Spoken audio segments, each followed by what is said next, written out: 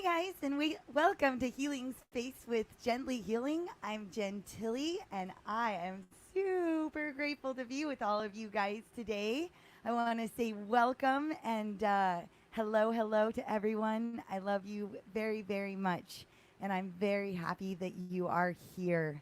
I hope that you've also had a very fantastic day.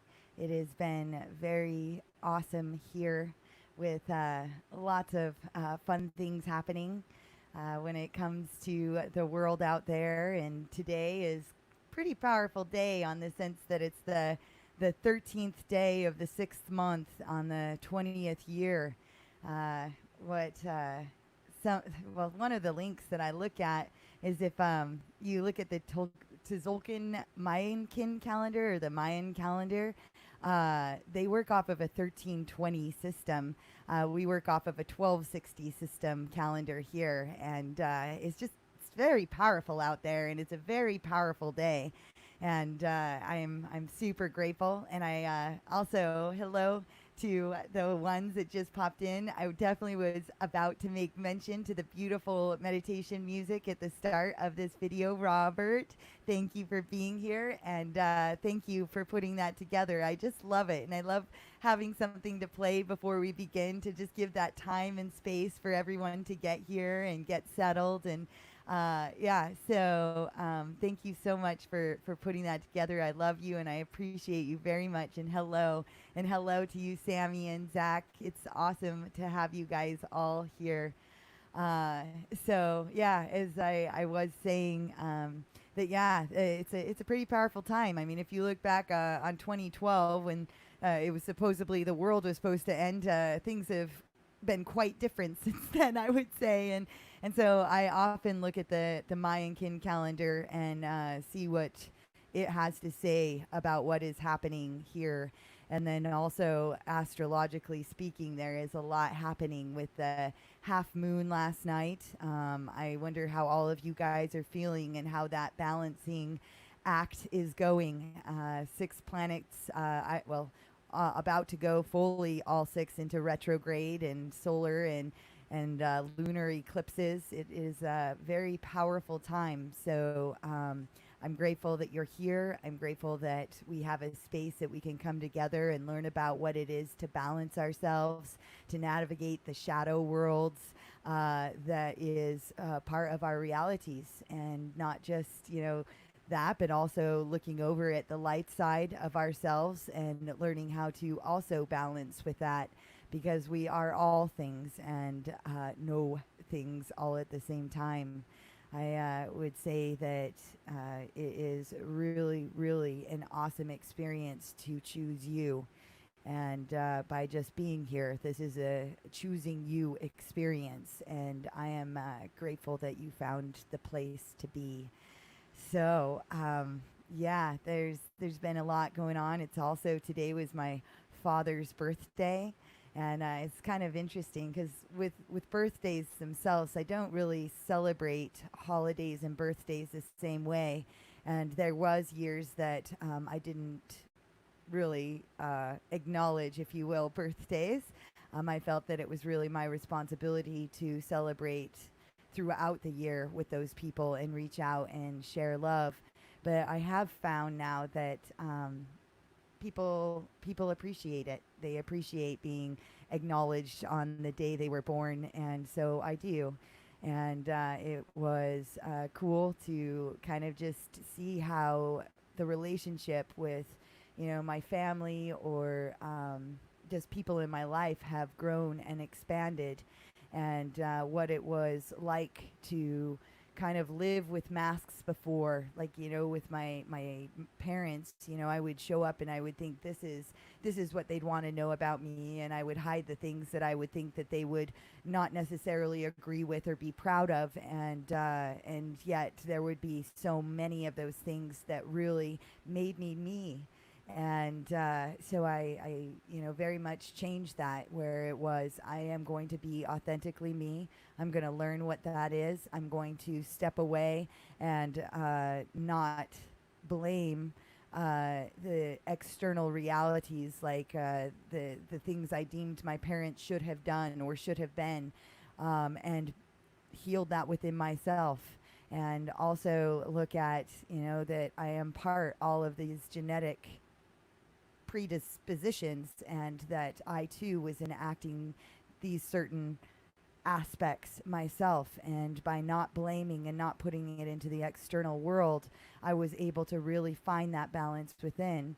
So now when I have conversations with my parents, it looks very different. And it's where it's like I don't need them to be proud of me anymore. I don't need it's like once you don't want it, it happens. It was letting my parents off the hook, and not having it be a process of them being enslaved to me. And I think that when I had certain ideals of my parents, I would not be able to just allow them to be them. And I want very much that everyone that's in my life, in my reality, to just be them and do what they want to do, whether it's going off and doing drugs, or whether it's over here and finding self-love. Whatever their path is, I want them to do what they want. And I wish all of them love and care. And it is very fascinating to see. It's fascinating to hear the things that I've shared with my parents that actually resonated, and that wasn't something that I had perceived before. And it's just been a really, really rad journey. Oh, hello. It's nice to see you. Greetings to you. Yes, I think we're more than earthlings, but yes, and earthlings as well. Hello, I love you very much. Thank you for being here. And hello, Gina Jin. Very nice to see you. I'm happy to see you in here. That is awesome. And oh gosh, I think I might sneeze. Hold on. Maybe not. Maybe it will pass. Anyway, it's been just a really rad day to navigate and see how it is with relationships in my reality today, and the importance that it is that you guys and me become our authentic selves, and stay true to who we are, and also figure out who and what that is to us. And those things that we perceive we want in our realities, we are creating them. We are creating them now with our thoughts. We are creating them now with our minds, our thoughts, minds, same thing, and our hearts and our actions and our deeds. And so, I'm grateful that we have a platform where we can come together and learn what it is to create, and make sure that we are on a path that we, as our hearts and our higher light being selves, want and truly are. So yes, thank you. Let's see. I was kind of going through different aspects of what I wanted to talk about today, and I think things that I've been getting very much is this has been a difficult time for many people in navigating the shadows. The things that I want to talk about the shadows is that it's important that we meet ourselves where we are now and love ourselves here. Shadow work. We are all things. Everything in reality has consciousness. Everything in our surroundings, when you look around, whether it's the table or the chair or this microphone I'm talking into, the flute I play, all of it has consciousness. Every cell in your body has consciousness, and therefore it all has its own specific agendas. For the cellular structure in your body, its agenda is to be part of this journey with you. There are a gazillion little yous. So it's also learning what those things in our reality, how they play a role in all of it, and how you're a part of it too. If you perceive that table, you are part of that table. You have brought that table into your reality inside of your mind, and it is now part of you. And this is kind of pretty deep stuff when you go on a deeper venture within. When you have this shadow behavior or these genetic predispositions, I guess we could call it for the moment, is that those too have agendas. When you exhibit things like anger or frustration or irritation or jealousy or any of the 7 deadly sins or any of the shadow behaviors, every one of those is a specific energy that energy has the agenda to carry that out. I am an irritable energy, and I will go to great lengths to carry that out.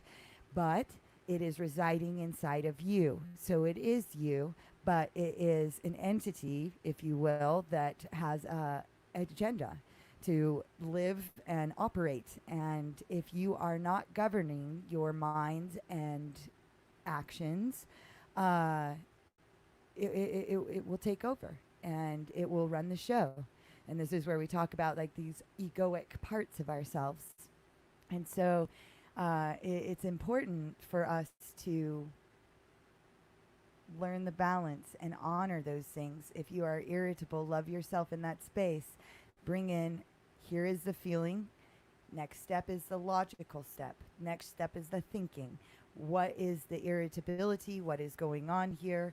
Is it rational? And then the next step will be the feeling. Once you've taken the logic to it, now feel with that. And then go, next step, logic, next step, feeling. And you'll see that in like the balancing of you, because you are all things. You experience all of the aspects, whether it's a murderous rage or a terrible rapist or any aspects of the dark sides are all potential versions of you that you didn't become in this reality, or perhaps you did, but that does not mean that that is your higher person, if that makes sense. I think that we're living in a reality that free will was not really what we had because we didn't have this information. So these things were having a mechanic that we're operating. But now we are at a different stage where we're waking up and we are creating, well, we're waking up and we're seeing more. And that this is how I'm saying, like when you wake up or go through this awakening, it's like you'll wake up to like a coincidentia positorum, a coincidental opposite, where you thought that love was enacted this way, but it actually was riddled in different kinds of agendas of you know, not having that self-love. And so it's important to turn and look at, well, all these different versions that are there. Well, when you do this work, the compassion comes, the compassion for those that are in your external reality that are also having shadows coming out, but also for yourself. And for yourself is the most important one. And I am telling you that in the beginning, it might not appear to be easy or something that is comfortable, but it's important to get uncomfortable so that you can get comfortable. There's new neuro pathways that we're learning to train. We're learning and creating.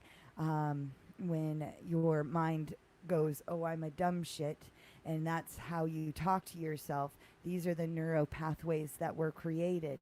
You need to make new neuro pathways where sure, maybe the action was dumb, but that doesn't mean you're dumb. And it's a recreation of it. I mean, we can be all sides of things, but it's really just bringing awareness to that. And awareness is key. And so, when you get a chance. Oh, sorry. I was reading this comment from Zach. So some of the things that I wanted to talk about was kind of the chemicals that are in our bodies, and I am posting. Oh, that got an serotonin, but the different chemicals that we have in our body that are here to help us, and then also can also hinder us through this. But we are the governors, and we are the chemists of our bodies. So learning about, did it go? Yeah. so learning about some of these is very beneficial. And maybe you guys already know that serotonin is a neurotransmitter and that it is largely associated with our mood, sleep, appetite, and other regulatory functions. Serotonin is what, serotonin bodies if imbalanced. But yeah, with the depression that I went through, for example, I did specific meditations with myself where I was the chemist and I raised my serotonin levels, and I did the kind of there's a certain amount of, let's say, anxiety that needs to be at play, norepinephrine, and it doesn't even, you don't have to know these scientific names, but it's like whatever you're feeling in that, like the fight or flight mode, you might need to be in a moment where you need to make an act quickly. So there needs to be a certain amount of that in your system. And then you raising up and you're like, nope, and then I need this amount of serotonin and I need this amount of oxytocin. And oxytocin is known to be the love hormone, the thing that you are able to experience more love. And if you're after the self-love, we'll put more in that, and you begin to play with these different chemicals that are there. The dopamines also influence lots of other functions like the attention, rewards, and movement. So watching, so understanding the different chemicals that are there, I think it would be a fun kind of part to the meditation today as we go through. Today in our meditation, I want to do a chakra toning for all the chakras. We have this last week gone from the crown all the way down to the root, and I would like to go back up and down with the chakras today. And so while we're in this energetic space, I would like you to go in and begin to become that chemist, what it's like to take that power back and see how that will affect the rest of your reality. I feel that it is such a powerful thing. There's aspects like when I told you the story about how I lost all that weight, like I didn't know how my metabolism worked. I knew that my brain knew. And I knew that my body already knew that better metabolism. So it wasn't like I needed to know every one of those details. I just gave it permission to do that. So noetically, I just followed that within, like my intuitive path. And so rewiring and creating more and new and positive neurotransmitters within or neurons within our minds is a very beneficial process to healing, and one that needs to be done. And paying attention to our cellular structure. I explained yesterday that, or the day before yesterday, that with every cell having consciousness, every cell has its own agenda that it's playing out, and part of that agenda is also operating on habituation, and a lot of you is then operating off of habituation. So you're enacting behavior that might not be coherent with your higher self, but you are able to change that at any given time. So so these are some of the things I was thinking about bringing in and allowing that balance to happen. And definitely doing perhaps like an animal card draw to be able to pull in, what will help us where we're at now and what will hinder us, and play that into what chemicals will, you'll play with balancing there. This is a very, very fun space, if you will.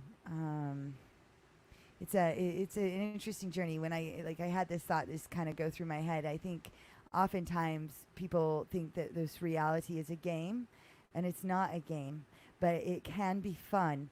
And again, this world is operating off of mechanics and certain operations, and being able to pull ourselves into a place where we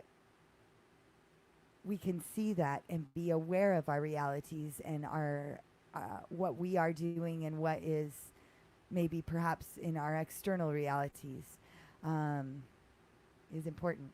Yes. So I have some yeah, I have some exciting things. I had this other thought that just came in, and I'll just share it. I talked with Jasmine today, and she's not going to be able to be with us much over the next couple days. So I want to like send some love from her to you guys. But she is going to be on the show next week, and I'm excited about that. And I think that Jasmine's story that she was sharing, I still think about it, about the owls, that when we're working with this animal medicine and animas and pulling it in, that there are these things all around us, these animals or plants, even the table, are here to help us and teach us, and what are the lessons and what kinds of things can we access, because it's all here for us. And yeah, it's very exciting. Man, I definitely feel very, very grateful that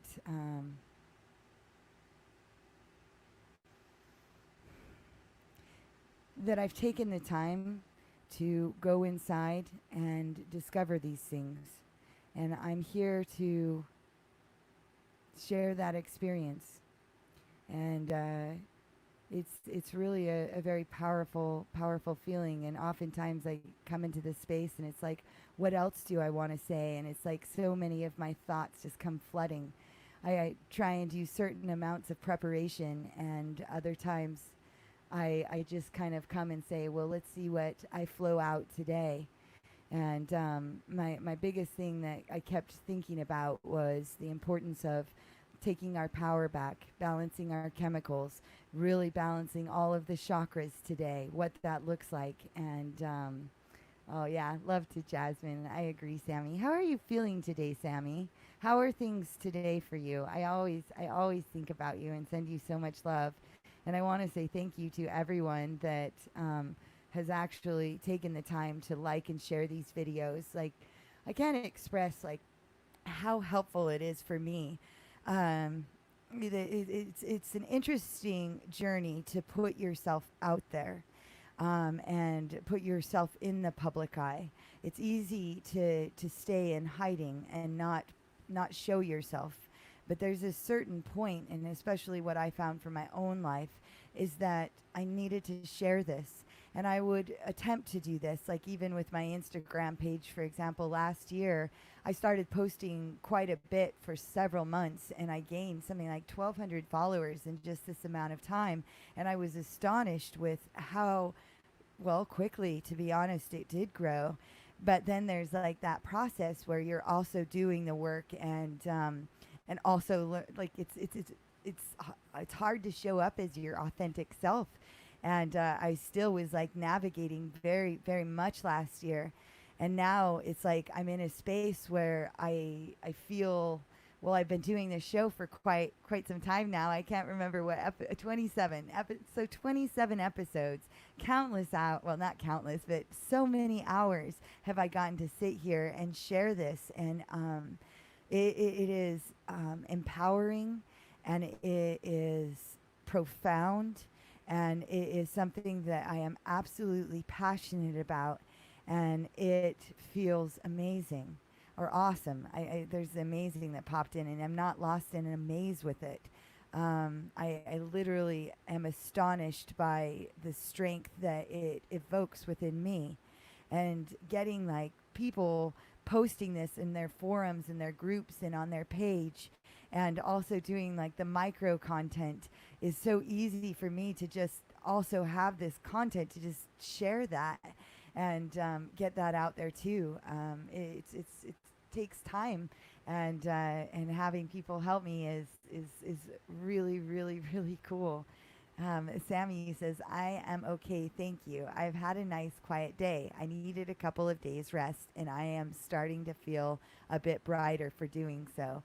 Oh, good, Sammy. I am very, very happy to hear that. I love you so much. And yeah, there's a lot of layers that we're pulling off right now, and that you're pulling off, and I'm super proud of you. I think you're super awesome. And it was really took very, very much strength to come on this show and share that journey and what that's like. And like we talk about is if you stuff your issues, they go into your tissues, and some of them, it wasn't even you that stuffed them there, you know, and learning to set up your boundaries and balancing yourself, resting when resting is necessary, and not being too hard on yourself is important. You're very, very kind, Robert. I appreciate that a lot. Um, that is awesome. Um, and if it's killing it, you know, the things that that I would say on that is there's killing these different aspects of ourselves too, you know, is not being afraid. And there's a lot of death out there. There's more than we perceive, and if I'm killing it, good. Good.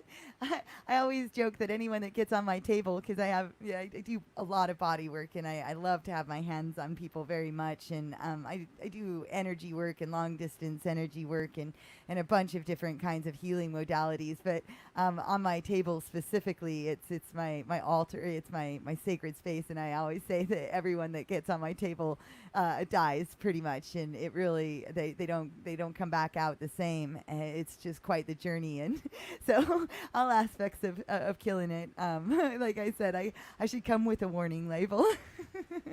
So, oh man, Robert, you're awesome. But yeah, Sammy, good work on taking those moments to rest. And like I was saying, getting in and starting to balance those chemicals, because it can depress the system when you are in pain and perceiving pain. Pain is a funny one, you guys. Like literally, like especially when it comes to chronic pain, is that the brain like can only sustain that for so long. Like the body, so really after like a 6-week period of time, the pain is actually within your mind, and it's not actually your body experiencing that pain. Though when you're in chronic pain, it's very hard to see that. I speak from personal experience when it comes to chronic pain. I guess like in my past, I could say like my certain injuries, like there's so many things physically that I have actually healed about myself. First one that came to my mind was endometriosis. And if people don't know what endometriosis is, I think maybe one in well, anyway, I don't know the statistics of how many women suffer with it, but it's these growths that grow on your endometrial lining. So like your uterus, your kidneys, your bowels, all of this area for the females. And they're these growths. And when you go through your cycles, they end up detaching and rupturing, and it's very, very painful. And it was blinding pain, the most pain I've ever experienced in my life. And it would come about every 17 days, and I would be down and out for 2 to 3 days straight. And while I would be going through that, there was aspects that I learned within my mind where I could meditate and pull myself out of my body and place myself into the void. Really, at that time, I didn't know it was the void. And it would just be in blackness, but I would not feel anything. And it was magnificent. It was, you know, it was interesting with endometriosis, because like with the doctors, they would treat me like they would treat me like the drug seeker. You know, I had surgery in this state, and then I moved to this state, and now I'm trying to change doctors, and next thing you know, I'm a drug seeker. And I'm like, no, man, could I only have this pain pills for this amount of time? And so I really didn't have the access to medicines like that. So I would have to figure that out. Now, it was a journey. I realized that with all of these growths, like when you look at the areas that it represented, so when we talk about the sacral chakra, when you start to heal those relationships and you lower your fear states and you face yourself, you can heal anything. Mine was that journey where I went and I recognized that the traumas that I was holding on to, and I released them. I have not had any endometriosis episodes for 10 years or so now.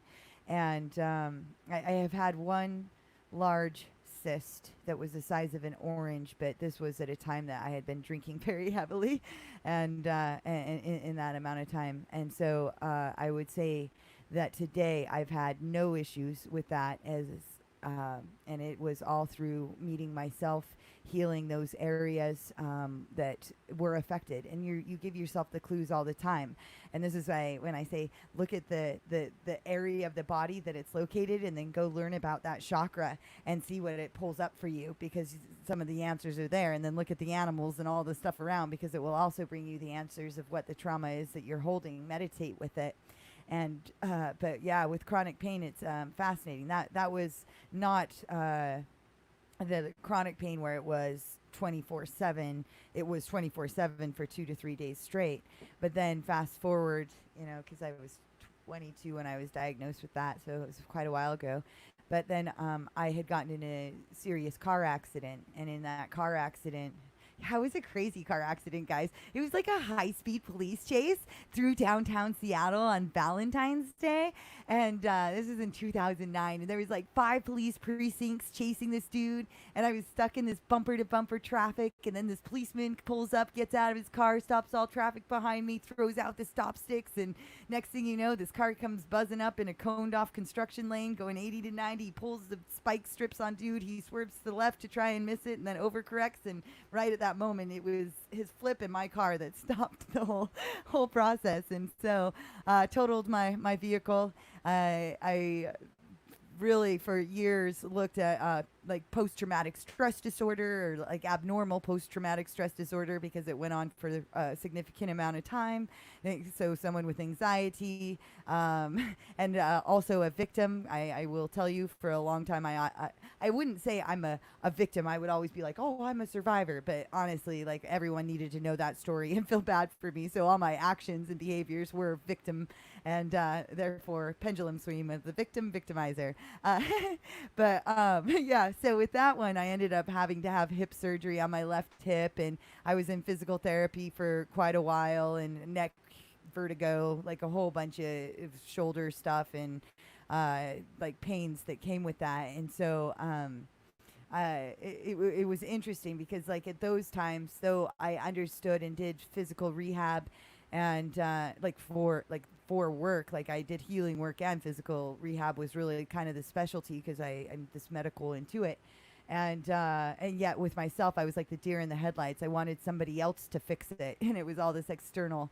And so I was injured for quite a while, and then finally it was where I got sick and tired of being sick and tired, and taking my power back with it.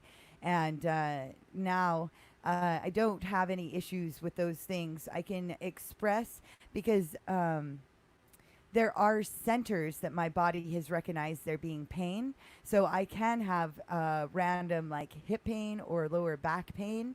But again, these are things that are in that energetic center, and something that perhaps I'm not paying attention to and need to heal. So when I say, like, I don't experience that anymore, this area has been healed. This is how, like, this is I feel like 2 separate things. Like if we were around, like, but it doesn't even always have to be my left. It could be my left or right hip. Like, honestly, maybe it has nothing to do with that anymore. It's just like, oh, my hip hurts. Oh, it must be this. I actually, now that I'm saying it. But, and then I also ruptured my Achilles tendon, and that was a like major injury as well. And a year-long journey of rehabbing that. And I learned a lot. When we have these injuries, it's very easy to be like, oh, I just didn't stretch out before I went and played that soccer game, or blah, blah, blah. But the reality is that it was telling me something. I was stuck with something in my past, like it being on my left side, my left ankle, like when I'm talking specifically, well, my left hip too. But this is me not doing something or handling something in my past. And so it gets louder in your reality, and it will manifest. Like if you stuff your issues, they go into your tissues, so they will come out. And like if you end up breaking your foot or doing something where you could go, no, but it was just a stupid action I made, or not stupid, or, like whatever, you could blame it on something. But it really, like, look at where it's located. Look at what that means, because you're really, really telling yourself something. I broke my foot, let's see, a few years ago, and deeply in the shadow work at this point. And I just woke up from a dead sleep, and someone had been knocking on the door, and I definitely was not used to living inside. I was at my mom's house, and I just, like, not even awake, jump out of bed and go on a dead run, and I just slam my foot into, like, the door frame, and it just, like, oh man, it just broke my foot. It was very, very painful. But what I did with that was just listen to my body. I didn't go and get it casted or anything like that. Literally, I look at the fact that we can heal anything. I'd already learned about the double slit experiment and my belief system. And I remember I got my crutches, and I would keep myself balanced and put just the lightest amount of weight on my foot where it still was doing the actions. I mean, maybe the first day or two I did not do this, but pretty right away I really just kept myself as balanced and used the crutches.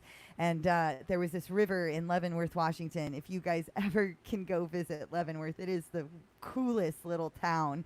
It's like a Bavarian town. Like, when you get out of the mountains, it's like the first town you come out of, and it's called the Enchantments. Like, it is amazing. And the Icicle River is known to have magical healing, and I really do believe it. It's a very magical place. And so I would go and I would put my foot in this very icicle river. I mean, it was so cold. And I would just listen, and I would look at the fact that, you know, it had been my left foot, so there was something in the past. What was that? And so I kept doing the internal shadow work, but also not believing that, like, a broken bone, they'll say, oh, needs to be casted for 6 weeks, stay off it for this amount of time. Did not believe that. Within 2 weeks, my foot was perfect. And it was so perfect that you know, Zach has shared that he was a rock climber, a boulder climber, and I've gotten a chance to climb a few boulders, but not anything real significant. Like, it's kind of like Zach got past the climbing days, so randomly we'd go hang out with a friend, and perhaps I would try climbing. So, but there was this one that I was climbing 2 weeks after I'd broken my foot. I'm now, like, literally learning how to climb, and it's this one. It's called Machine Gun, this rock, but it's like 12 feet up in the air at the top.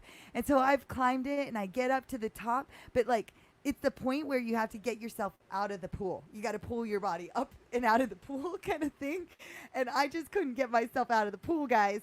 So from 12 feet, I end up falling, and there's pads down below. And luckily, you know, Zach's there. So he was there to, like, assist with this. But I land on my both feet, but land on that foot in particular. And I guess this is my proving to myself that I had fully healed my foot, and there was no injuries with this fall. But I think maybe that was like actually it was more badass now that I think about it, that I did fall, because I'm like, yeah, and I healed my foot. You know, I don't know. It was really cool. But I didn't buy into the fact that it's going to take this amount of time to heal it. I just know that, you know, when you have these injuries, that there's issues in there. And when you do the meditation and toning of the chakras, like, the frequencies are so helpful, guys. Like, binaural beats, all of that really kind of vibrate that information out into your reality. And like we've been talking about, like, every cell is like, it's 80% water, every molecule. So all of that sound is literally vibrating every one of your cells. Every word you're speaking, it has geometry, and that is sending it out, and that is your magnets. That is what you're attracting back. So yeah, it is rad. I'm going to read some comments. I have been doing a lot of work, and I needed a rest, so I am honoring my progress and letting myself rest. Yay, yay. Thank you for sharing that, and it's important. Less is more, you guys. Oftentimes, less is more. I learned this when I studied the Feldenkrais method, and Feldenkrais, I don't know if you guys have ever heard of it, maybe because I talk about it, but I'm going to spell it because it is method. But it's a way that brings a lot of body awareness. It brought really awareness to me.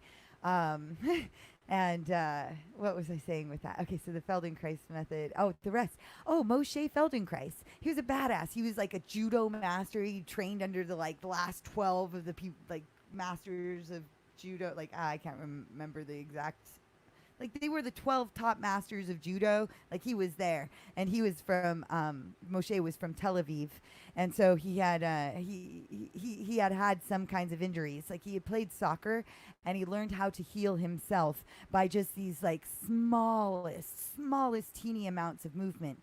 I think in this reality we're like bigger is more, and like when you do yoga it's like stretch more and farther, not always, but many, like in Western society you get a lot of a personality types going in, and more, or even in no pain no gain, all of these, like in the fitness industry I was in that too. So it just was a whole new foreign and brand new concept, and he would take it so much that it's like, no, don't even do the movement, let's now like imagine doing the movement.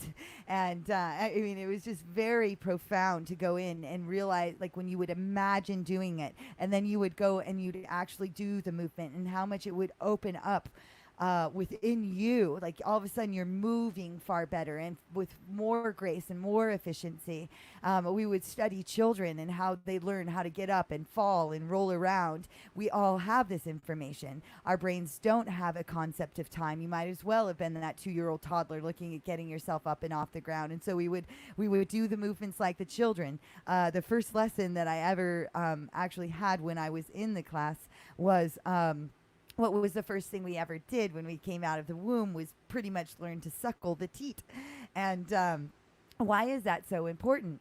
And if you think about chicks, like it's so important that they peck every little part of that shell out where they can express deformities. So you don't want to help a chick out of its shell. But it was very interesting to learn that it is a very similar mechanic with just pursing your lips. So not knowing all of these people pretty much in this class, we were sitting there imagining suckling our mother's teat was quite a fun experience. But at the same time, you get past that, you set that aside, and we were like pursing our lips, and you start to follow it down, and you start to realize that your lips are moving, your cheeks are moving, your ears are moving. Oh, if that's moving, oh, this part of my neck is moving. Oh gosh, that's moving my collarbones. What's happening in my shoulders? Oh my gosh, that's working there too. You can follow it all the way down to your fingertips. Oh my gosh, I can feel it there. Now bring it back. Feel it down to your chest. Feel it down to your abs. Oh my gosh, my abs are moving. I'm suckling. Okay, now we're going back down farther way to the bottoms of your toes. And I was like, oh my gosh, like I know everything is connected, but to have that experience of really, really seeing that you couldn't even purse your lips without your toes being affected. Now this brought the awareness, and even like to then stop pursing it and then take the imagination, like what does it actually feel like? Now don't even do anything. Can you continue to feel that down? Can you feel that, just imagining doing that within your abdomen?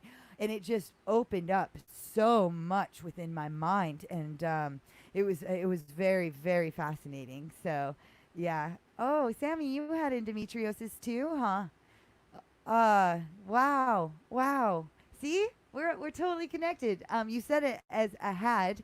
Did you end up having like some like a hysterectomy? Did you have what was the healing like? Because you put that as a past tense. I mean, I think you're still too young for the menopausal process to have acted. So very, very interesting that you had it. It's awful. It is not something I would wish on my worst enemy. Not that I have any enemies, but like I would say that back then, and it's now coming back out again. But yeah, endometriosis is a doozy, you guys. It really is. With the EDS, I can sublux my joints several times a day anywhere in my body. What's with the EDS. Oh yeah. Sorry. I can sublux my joints several times a day. Wow.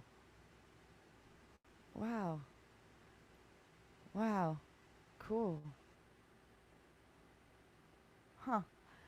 It used to happen about 200 times a day. Now it is between 10 to 20 times a day, so I'm making improvements. That is, wow. That is not fun. And I said cool, and I was like, no, I wasn't meaning, but now it's down to 10 to 20 times a day. And we're getting that down to 0. That's where we're going. I mean, literally, if you are talking 200 and down to that, we are almost there, Sammy. Good work. I am so blown away. If I'm tired, it will happen more. So I am more mindful in stopping before I start doing my self-damage. That is very, very good. I am happy that you are mindful, bringing the mindfulness. That is also with uh, that is also the endometriosis. Uh, Sorry, I'm looking something up for a moment. Okay, yeah, that's what I was thinking. Okay, so just so I made sure that I had that correct. So for any of you guys, the subluxation is that her joints are popping out, or they're partial dislocations of the joints or organs. This is very oof, painful. Oof. Yeah, that is a tough journey, Sammy. But I am grateful that you're here, and I like honestly, it's like it's an interesting thing because it's like I'm sorry, not sorry. I think that like when I look back on all the things that I have been through, like I'm grateful for it, and I'm grateful that I learned what I did from it. For sure. But yeah, you guys, that like like thank you for sharing your story. If anyone missed Sammy on her episode, I don't remember what episode it was on, but she's been on the show, so go back and hear. She is rad, and we did a whole healing session for her. Do the healing session again, or we can add some more in there because we're on our way. Yeah, I had a hysterectomy. I found out later that I also had a large cyst on my ovary. Yeah, yeah, bleh. Yeah, not fun. Not fun, Sammy. So also you're going through some stuff where your hormones are different. So yeah, so in the meditation today, I would recommend balancing out what hormonal imbalances have come from having the hysterectomy so that you can start governing yourself with that. So you said all of this has taught me a lot. Oh, yes. Yes, I would totally agree. Yeah, yeah, I would agree. And this is really rad that you're coming into a space and sharing that journey because it's the uncovering of the layers. It really is. So, yeah, yeah. So I'm glad we're going to do like some meditation with the chemicals. I would definitely recommend, again, like I said, playing with your hormones in there, seeing what, you might need some more of. But yeah, cool. 10 to 20 times a day. That is so much less than 200. That just like warms my heart to just hear like how awesome incredible you are at healing yourself, and getting you the rest of the way. I just want to honor that before like I move on. I recognize that other things that I was saying too of what I learned to heal in myself as well. Was the one I shared it on one of the episodes, I think on the boys episode. But I didn't even go after like healing it. I hadn't even thought about it. It hadn't even dawned on me. But I used to wear glasses. And one day I just had this idea come to me. I was working with harmonic toning. And yeah, it is my pleasure, Sammy. It is totally my pleasure. So I was doing doing a lot with harmonic toning, and at the time I was still going to AA. It was like right at the very end though. Like I don't even know if I went to another meeting, maybe one meeting or two, maybe maybe 2 or 3 meetings after that. But anyway, but in my mind, I was thinking about like how often we would read in the meeting, like when the meetings would start, you would read the promises or whatever their steps, they would pass them out. And so what I was thinking was like, what if I was to read these things and try and make the vowels more like the harmonic tonings? Because each one, you have the crown, which is the sound of E, the third eye is the sound of A, and then you have I for your throat, A for your heart, O for your stomach, U for your sacral chakra, and ooh for your root. So I was just sitting there, and for whatever reason, I didn't have my glasses on, but this thought came to me, and right in front of me was my animal medicine book. So I grabbed it, and I was like, I wonder if I could make that sound so like so it didn't sound weird reading it, because I didn't want to sound weird, but I really like the concept of like raising the consciousness by raising like doing the vibration of the people's chakras in the room. And so I started to read the like, I just opened it up. I don't even remember what animal it was. And I just started to read it. And all of a sudden, the line that I was reading, like, shot out. Like, it felt like a whole football field away. And it looked so teeny, teeny, teeny tiny. But I could read it perfectly. And I was like, oh my gosh, don't look away. And I kept thinking, like, oh gosh, they say hawks and like eagles. Like, if you put like a newspaper at the end of the football field, like they could read a line from the newspaper. And it's like what I felt like. And I was just like, okay, don't look away. And so I kept reading it. And with trying to do like this I was doing this harmonic sounds with it. And right when I got to the end of that line, I was like, well, do I go on? You know, like, and so like all of a sudden I like changed my eyes to go, yep, I'm going to go on and go to the next line. And that line just shot back into me, I guess, but like into the book. And so then all of a sudden the page was normal and the text was normal and I could read it perfectly. And I took this moment where I kept kind of like reading for maybe 4 or 5 more words. And I just kind of paused and I looked up at my reality and I realized that my eyes were like perfectly clear. And I was like, whoa, what the fuck? This is crazy. And so like next thing I know, Zach's like, hey, do you want to go grab some food? And I was like, yes. And so we go and get in the car and we go a couple blocks and we get around this roundabout. And I was like, well, I don't want to jinx it, but like literally my eyes are so clear. And I was like, Zach, you know what? I think I might have just fixed my eyes. I'm not sure. And sure enough, man, my eyes, like I never wore glasses again. And then it was probably about a week or so after that. It was when the Elaine de Botton came in and he was talking about emotional lenses. And just kind of how we can put these emotional lenses and distort our realities. And it just kind of like, as I'd go on, like going and doing the shadow work, that I would find when I would get like crazy within that space, that my eyesight would start to like get fuzzy. And so I knew without a doubt that my eyesight and that journey had been completely also connected with not putting on the emotional lenses.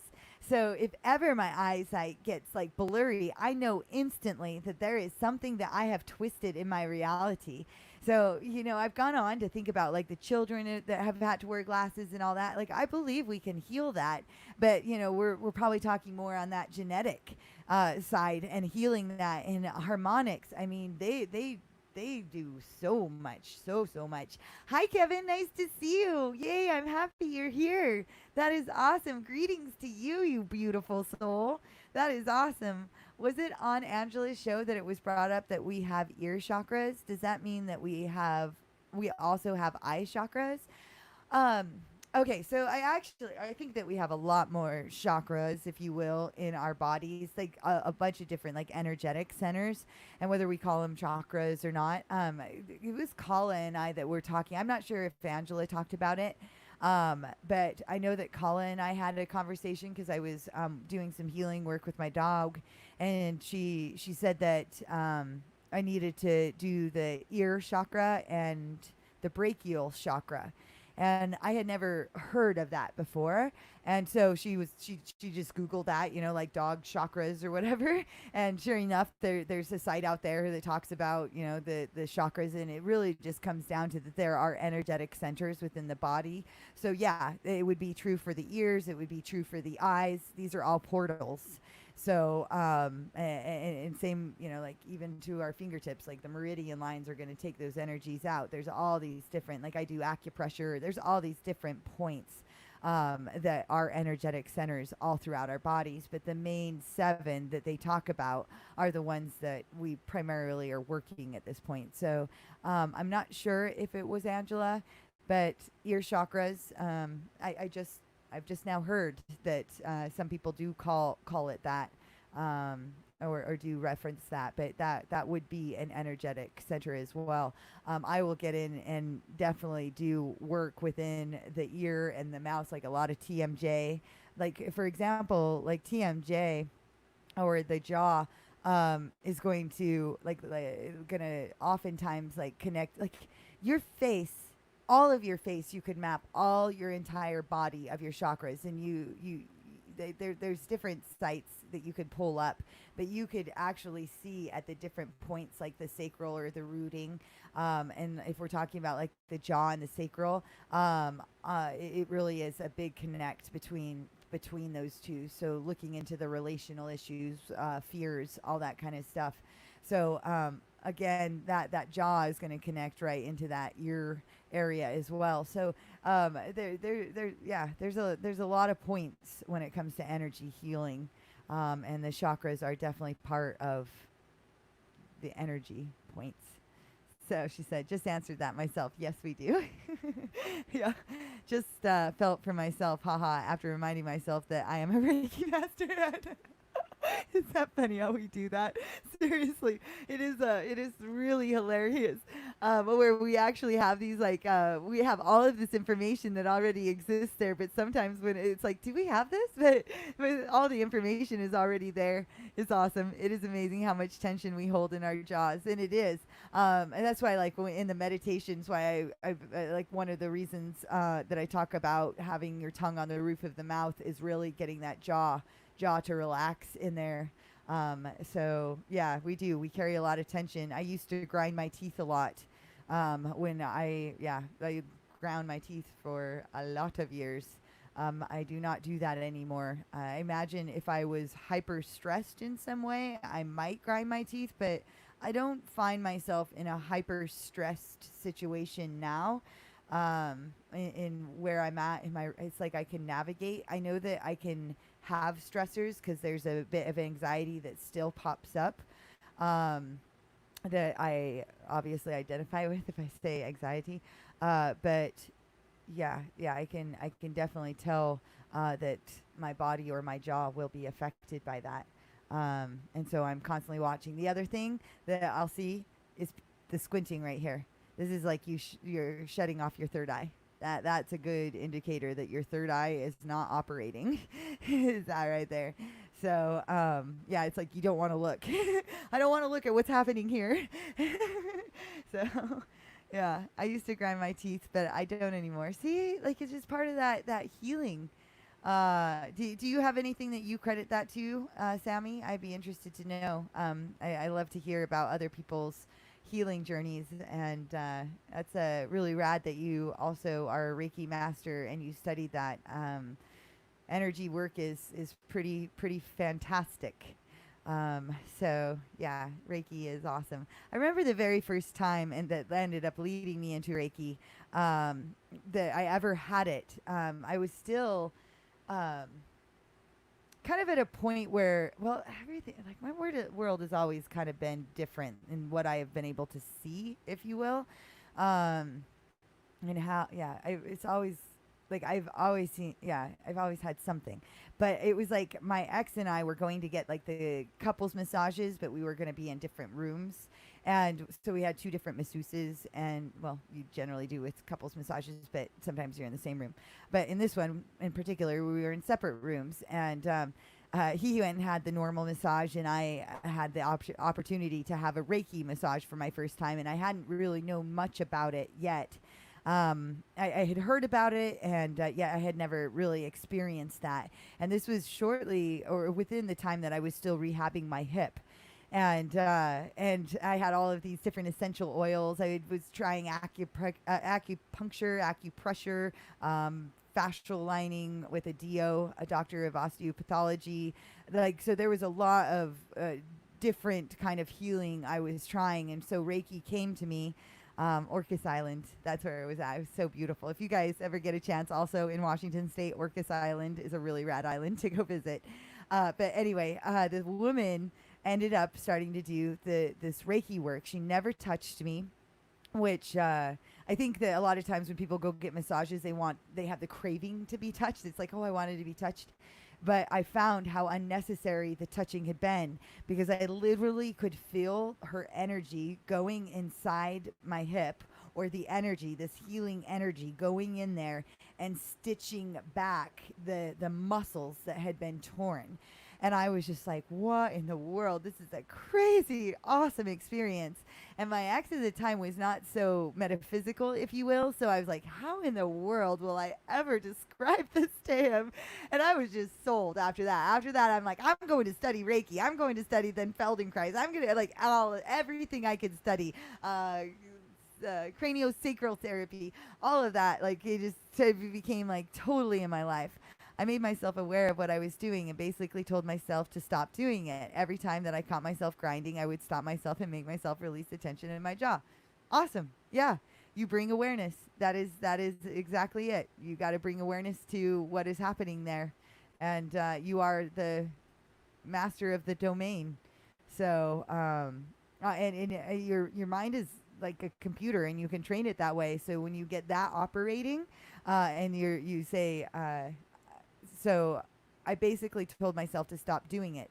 This then became like new neuro pathways within your mind that then operated that looping system so that it's like, oh, we're staying aware of this, we're staying aware of this, and I'm constantly looking. And in fact, it goes to a point where you're not even thinking about it anymore and it will just release it. It is fabulous.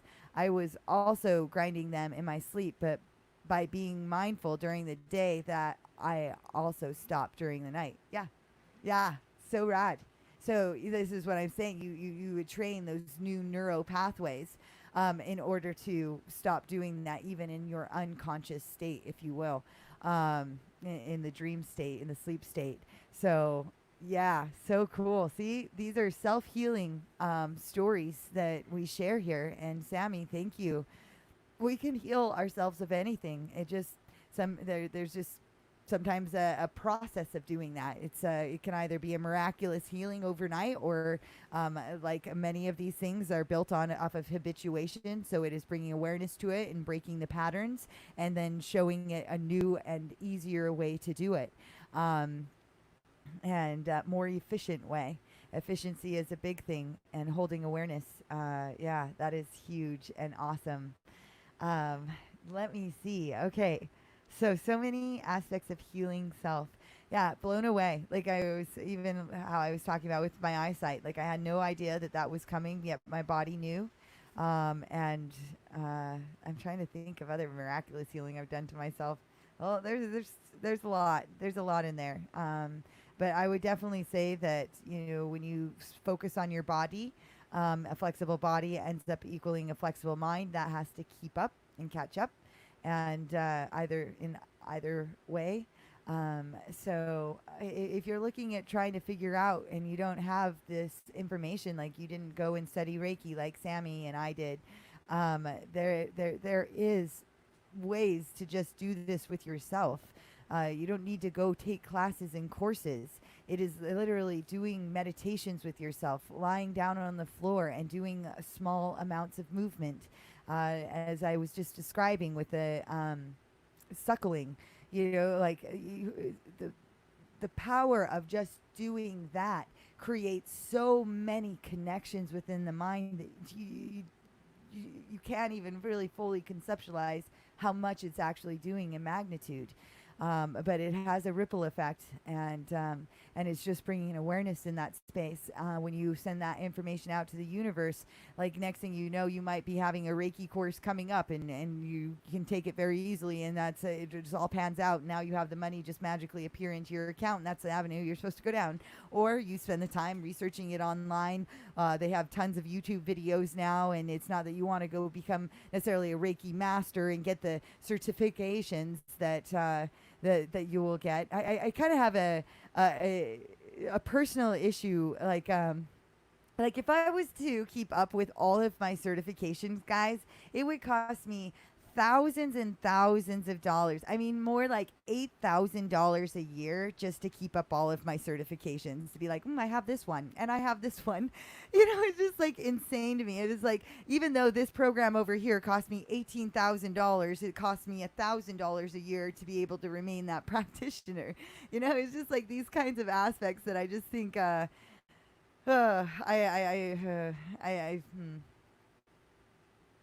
I don't like that process. I don't like that part. It's kind of like degrees and all that kind of stuff.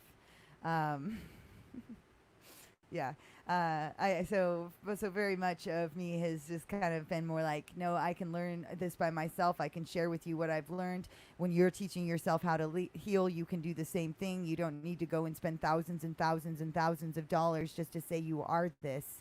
All the information is at your fingertips. Thank you, Google. Thank you, Internet. Internet is also an amazing consciousness. It is like our baby that we are raising, and I love it and I honor it.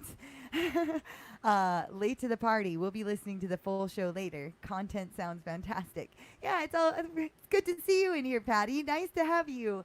Yeah, I'm glad you came at the perfect time. We're just talking about healing ourselves. Sammy has made many comments of where she's at and how she's healed herself, and I was just kind of just talking on the different ways that I found to heal myself and what those journeys looked like. Yeah, so rad. Welcome, Patty. Yay.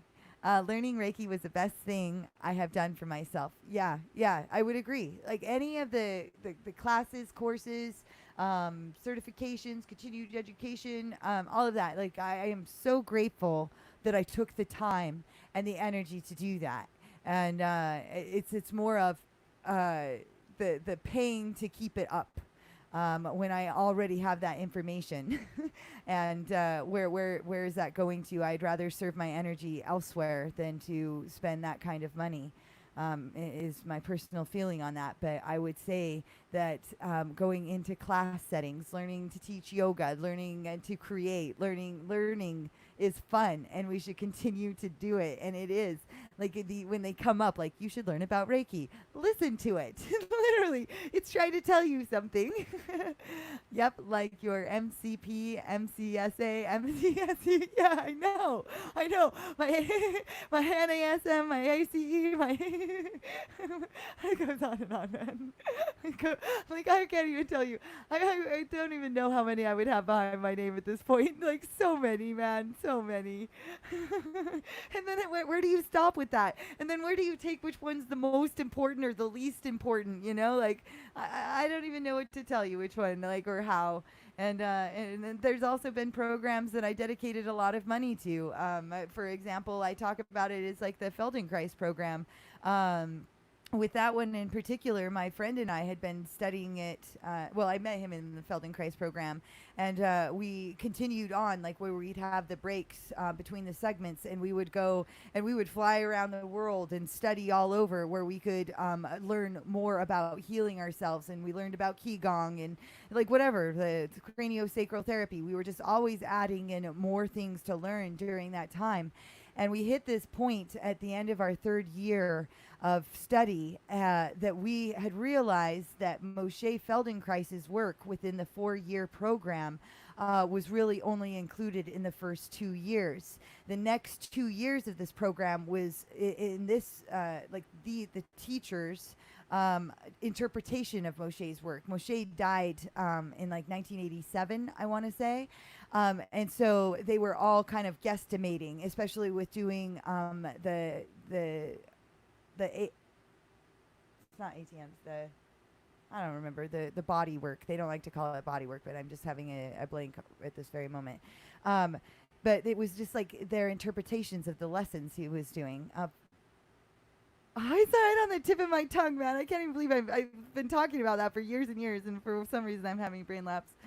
But either way, but it was interesting with the Feldenkrais program when I did the pre-training certification courses with it, and I watched the video of Moshe Feldenkrais working with this kid named Jeremy.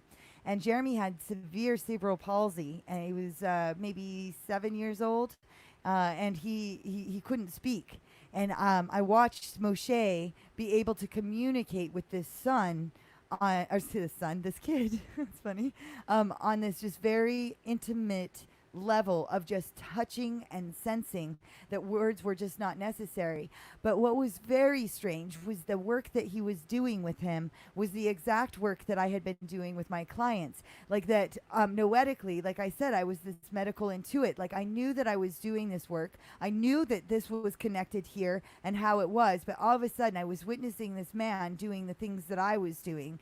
But he talked about it being with the brain, the neurological, and the skeletal structure. And most of the things goes out there is just really a lot of the soft tissue, the muscle, just not really hitting the homunculus and what that means, and the connections to it. And so I was really sold on that. Like, I want to know why I've been doing this, give me the education on it. But with Eric and I, at the end of the 3rd year, and this is really that beginning massive stage of like a bigger, like, because there's many awakenings that I've personally had, but I think there's a constant series of them, staying awake and all of that. But that we had realized that everything that we would then continue to learn, which it would still cost probably about another $10,000 to complete the next year. We wanted to complete it, so we were like, well, we'll complete it. But at the same time, we realized that it was no longer authentically Moshe's work. And because of the fact that he had died in like 1987, that we really felt very strongly, and that he lived in Tel Aviv, that he would not be able to have denied the 7 energetic bodies, or as we just discussed, there's more energetic bodies in the system. Also with the judo practice that he had, that there was just too much for him to not bring in the woo-woo. And then I also had this thought where, because he was like, it's not woo-woo.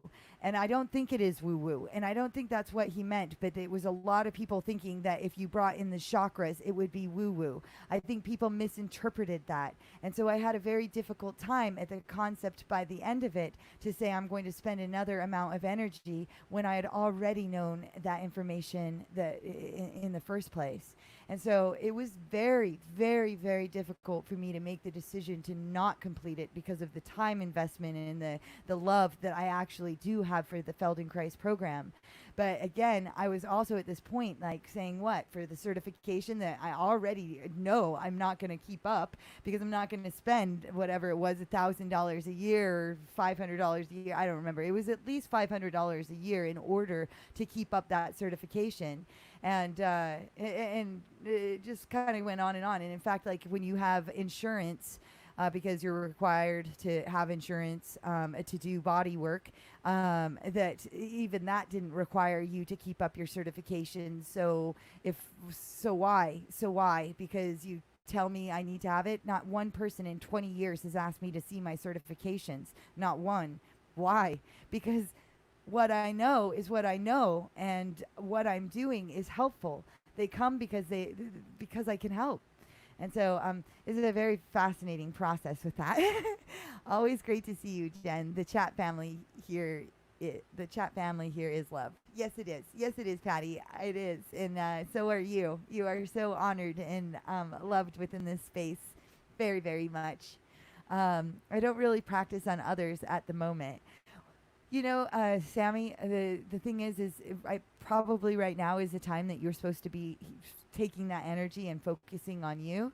To be honest, even the energy work that you do within the meditative space here, the work that you did coming on the show, the things that you're sharing here, all of this is all encompassed within the Reiki work, if you want to think of it this way. So but yeah, you are doing the energy work. It just right now, like, that big focus is you. There was a time that I took that step back from actually doing the body work, or really working with many clients, because I just needed to focus on me.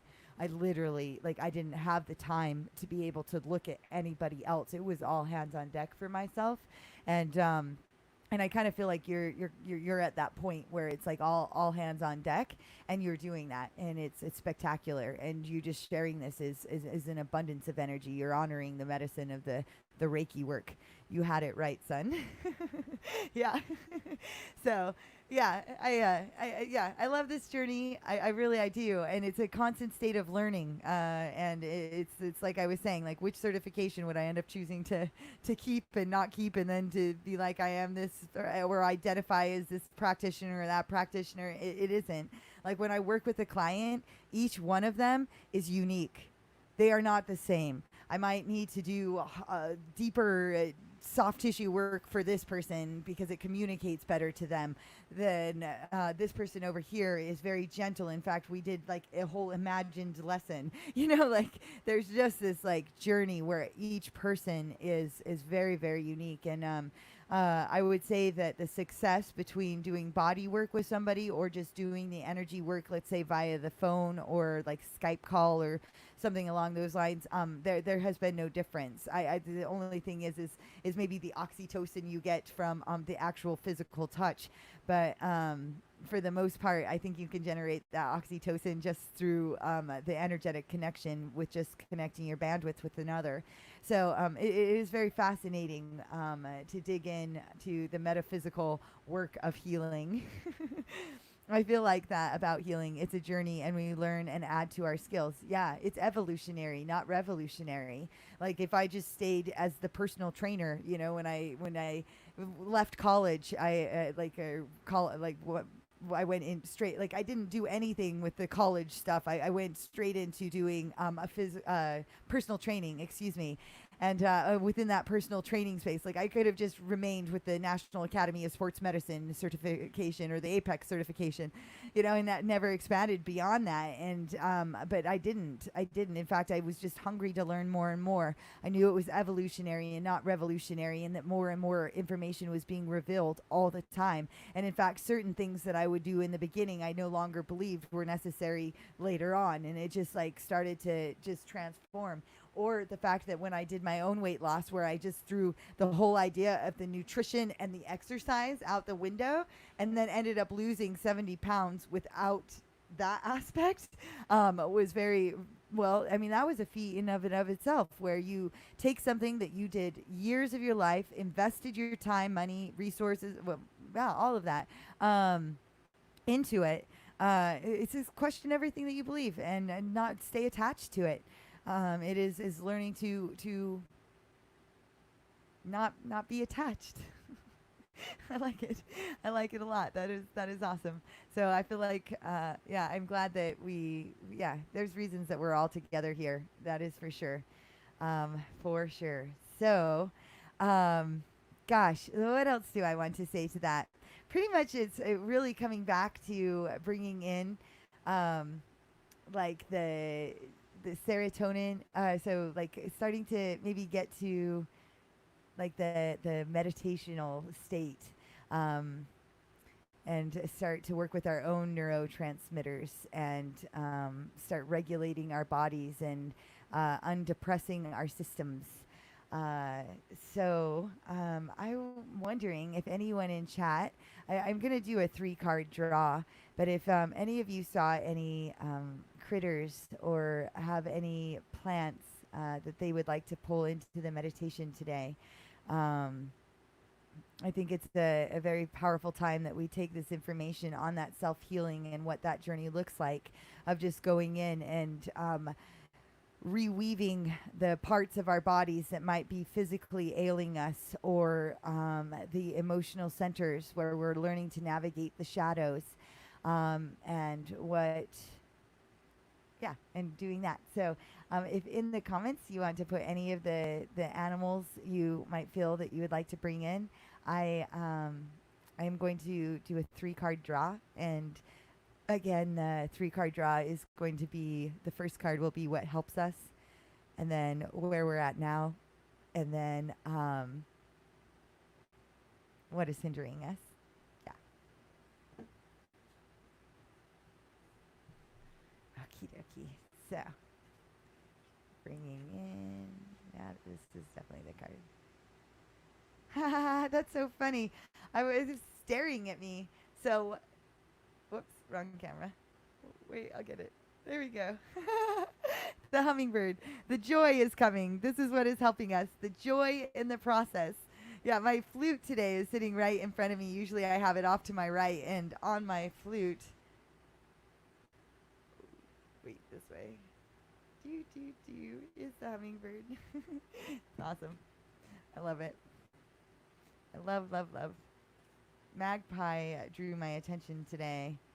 I think the magpie is in the crow family. Yeah, the magpie is interesting. I like that. I know I don't have a magpie card in my deck. Oh, it's funny. Because I just said I think it's in the crow family. So that is the now. Yeah, we got the crow. I like it. The blackbirds want to be with us. I know the magpie. Is your magpie that you have there, is it black and white? Because our magpies, I think here, are black and white. And that one just popped out. And the otter. This is hindering us. Okay.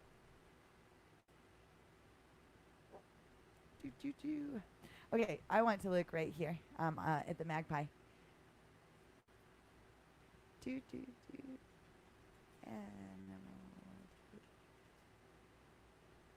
So the magpie totem is a good luck symbol that indicates joy, love, and lasting fortune. It can also signify trickery and deception. There are many messages that the magpie symbolism carries, and it's up to you to use these to turn your life around. Interesting. Interesting. Very interesting.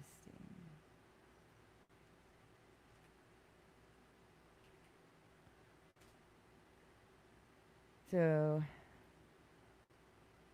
oh, yes, it is with a hint of blue. Cool. The magpie totem is, yeah, the good luck symbol. So it's so funny because we also have joy of the hummingbird and lasting fortune. It can also signify trickery and deception, as the crow also can bring about the trickery. It's a trickster. So I think it's either if you read on the crow or the magpie, generally, like if we read farther, it probably would link to the crow as well. But yeah, that is fantastic. I like it. So we'll bring in a magpie for sure. And then let's talk about the hummingbird, how it's going to help us on this journey of balancing the chemicals within our bodies as we balance all of our chakras today. Hummingbird is actually the last one. Spider was the second to last. Yesterday I thought it was the last one, but it wasn't. Like it. Okay. Hummingbird, joyful little sister, nectar you crave. All the sweetness of the flowers is the love you gave. And again, it's joy. Hummingbird is associated with the ghost shirt religion, which taught that a certain dance done properly would bring about the return of the animals and that white people would disappear. Once again, the original people would know the joy of the old ways. In Mayan teachings, which again, in Mayan, it's the Mayan kin today, like based off of the calendar itself, it's the 1320, 13th day of the 20th year. It's very powerful on their 1320 system. So, but so for the Mayan teachings, hummingbird is connected to the black sun and the fifth world. Hummingbird can give us the medicine to solve the riddle of the contradiction of duality. And that's great, coming right off of yesterday being the half moon. And that is very helpful. The song of the hummingbird awakens the medicine flowers. Interesting. Hummer sings a vibration of pure joy. Flowers love hummingbird because nectar sucking brings about the reproduction of their families. Plants flower and live because of hummingbird. Hummingbird can fly in any direction, up, down, backwards, and forwards. Hummingbird can also hover in one spot and appear to be motionless. Great Spirit created hummingbird to be slightly different from other feathered creatures. Because of their magical qualities, hummingbird feathers have been used for a millennium in the making of love charms. It is said that hummingbird conjures love as no other medicine does, and that hummingbird feathers open the heart.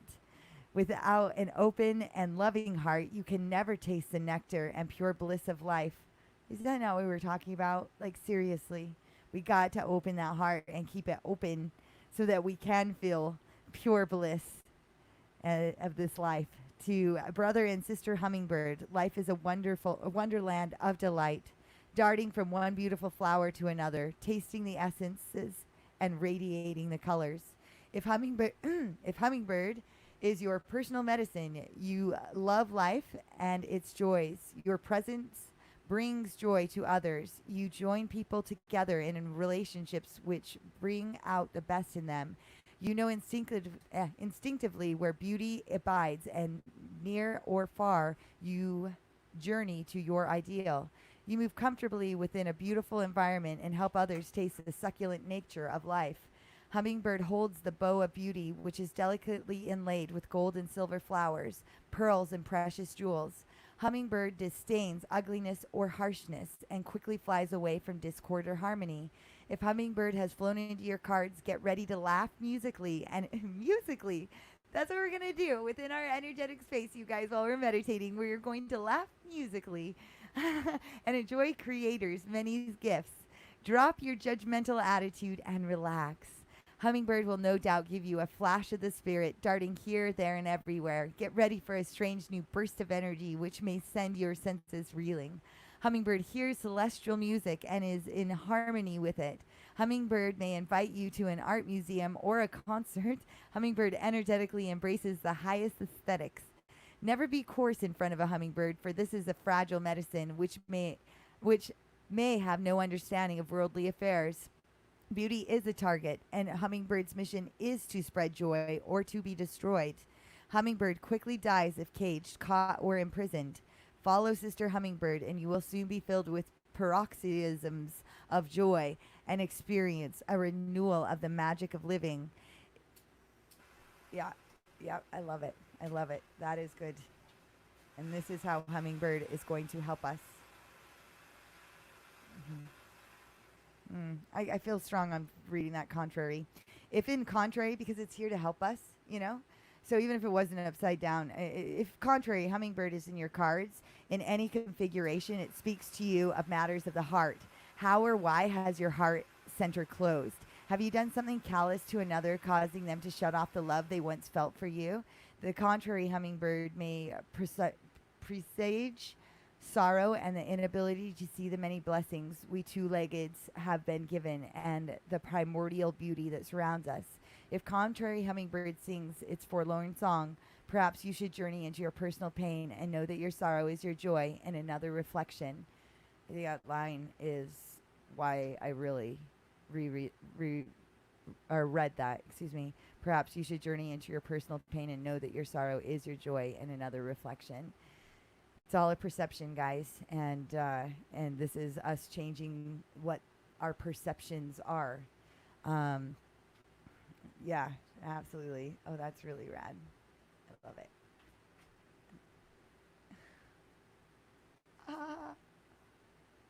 Okay, so now we're going over to Crow. Here it is. Yes. Why do you want to keep popping out? The hummingbird kept wanting to fly out of the deck. Crow, are you Crow, are you cawing so I may know the secrets of balance within my soul, or are you sending your sacred caw just to remind me of universal laws? So we have the law. There's a medicine story that tells of the crow's fascination with with her own shadow. She kept looking at it, scratching at it, pecking at it until her shadow woke up and became alive. Then Crow's shadow ate her. Crow is dead. Crow now. Dead Crow is the left-handed guardian. If you look deeply into Crow's eye, you will have found the gateway to the supernatural. Crow knows the unknowable mysteries of creation and is the keeper of all sacred law. I guess the crow's killing it, right, Robert? Since Crow is the keeper of sacred law, Crow can bend the laws of the physical universe and shapeshift. The ability to is rare and unique. Few adepts exist in today's world. The fewer still have mastered Crow's art of shapeshifting. This art includes doubling or being in two places at one time consciously, taking on another physical form and becoming the fly on the wall to observe what is happening far away. The Europeans that came to Turtle Island were named the Boat People by Slow Turtle. Even with the knowledge of alchemy possessed by certain boat people, none had ever seen the powerful shape-shifting of shamans who utilize crow medicine. Many boat people were frightened by what appeared to be animals coming into the camps or dwellings to discern their medicine. Crow medicine people are masters of illusion. All sacred texts are under the protection of Crow. Creator's Book of Laws or Book of Seas is bound in crow's feathers. Crow feathers tell of spirit made flesh. Crow is also the protector of the Ogala or ancient records. The sacred law belts, or wampum belts, beaded by native women long before the boat people or European came to this continent, contains knowledge of the Great Spirit's law and are kept in the black lodges, the lodges of women, the law of which states that all things are born of women, is signified by crow. Children are taught to behave according to the rules of a particular culture. Most orthodox religious system create a mandate concerning acceptable behavior within the context of worldly affairs. Do this and so, and you will go to heaven. Do thus and so, you will go to hell. Different formulas for salvation are demanded by each true faith. Human law is not the same as sacred law, more so than any other medicine. Crow sees that the physical world and even the spiritual world as humanity interprets them are an illusion. There are billions of worlds. There are an infinitude of creatures. Great Spirit is within all. If an individual obeys Crow's perfect laws as given by the Creator, then at death he or she dies a good medicine death, going on to the next incarnation with a clear memory of his or her past. That would be rad. Crow is an omen of change. Crow lives in the void and has no sense of time. The ancient chiefs tells us that Crow sees simultaneously the three fates, past, present, and future. Crow merges light and darkness, seeing both inner and outer reality. If Crow medicine appears in your card spread, you must pause and reflect on how you see the laws of the Great Spirit in relation to the laws of humanity. Crow medicine signifies a first-hand knowledge of a higher order to right and wrong than the indicated by the laws created in human culture. With Crow medicine, you speak in a powerful voice when addressing issues that for you seem out of harmony, out of balance, out of whack, or unjust.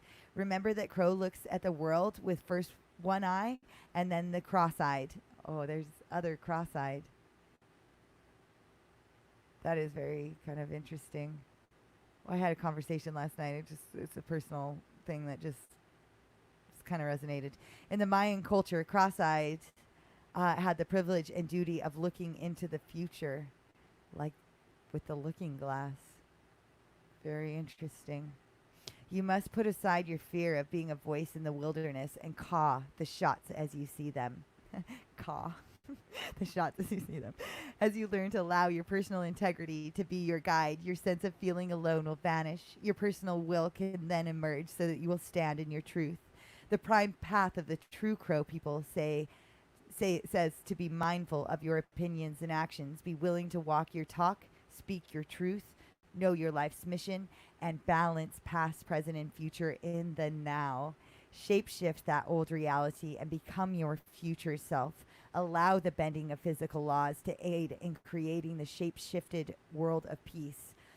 Dude, that's really rad, guys, because, like, literally bringing in Crow medicine for doing this meditation, like, and just, like, knowing the different chemicals that you need to raise in your body as you become the chemist inside of there, and just inviting Crow in to just open your heart and your mind to hearing what it has to be able to teach you. It has the infinitude of knowledge at its wingtips.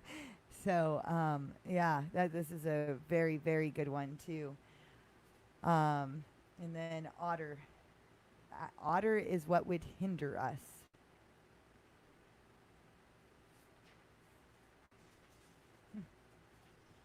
Okay. Otter, so playful, coquettes by the stream, the medicine of women, the realized dream. Women medicine. Interesting. I think we could all use women medicine, whether we're women or men. The medicine held by Otter is a set of lessons in female energy. This applies to both men and women, as all of us have female sides. The otter's hide is very often used to make medicine bags for powerful women because it represents balanced female energy. Otter is very caring of its young and will play for hours, performing all types of acrobats. It lives on land but always has its home near water. The elements of earth and water are the female elements. At home in both of these elements, Otter is the personification of femininity, long, sleek, and graceful. Otter is the true coquette of the animal world. Otter is always on the move and is very curious, unlike other animals. Otter will not start a fight unless it is attacked first. This joyful little creature is an adventurous and assumes that all other creatures are friendly. Oh, that's interesting. Like, what just it doing the assumptions? Like, it assumes that all others are friendly. Hmm. Until proven otherwise. Oh, okay. These character traits are the beauty of a balanced female side, the side of ourselves that creates a space for others to enter our lives without preconceptions or suspicions. Otter teaches us that balanced female energy is not jealous or catty. It is sisterhood, content to enjoy and share the good fortune to others, anchored in the understandings that all accomplishments are worthwhile for the whole tribe. Otter people express joy for others. Long ago, in a tribal law, if a woman were widowed, her sister would offer her own husband to the widow as a lover to keep her from drying up and not using her creative urges. This is otter medicine too. Envy, or the fear of being replaced, has no space in otter's balanced understanding of sharing goodness. Women energy without games or control is a beautiful experience. It is the freeness of love without jealousy. It is the joy of loving other people's children and their accomplishments as much as you love your own. It may be time to examine your feelings about sharing the bounty of your life with others. Otter may be saying that the finer qualities of women need to be striven for in both men and women so that unity of spirit can be achieved. This would involve the destruction of jealousy and of all the acts of anger which stem from that fear. It would mean keeping a hawkeye on your ego and maintaining total trust. It would mean a world full of people coming together to honor the right of each person to be. If you have drawn this symbol, Otter may be telling you to become the playful child and to simply allow things to unfold in your life. It may be time to stop your addiction to worrying. Otters also teaches the importance of not hanging on to material things that would bind you or become a burden. And looking at how you can learn from Otter's habits, you might look at the joyousness of the receptive side of your nature. Have you given yourself a gift recently? Have you received any messages in your meditations? Become Otter and move gently into the river of life. Flow in with the waters of the universe. This is the way of balanced female receptive energy. Honor it. In doing so, you will discover the power of women.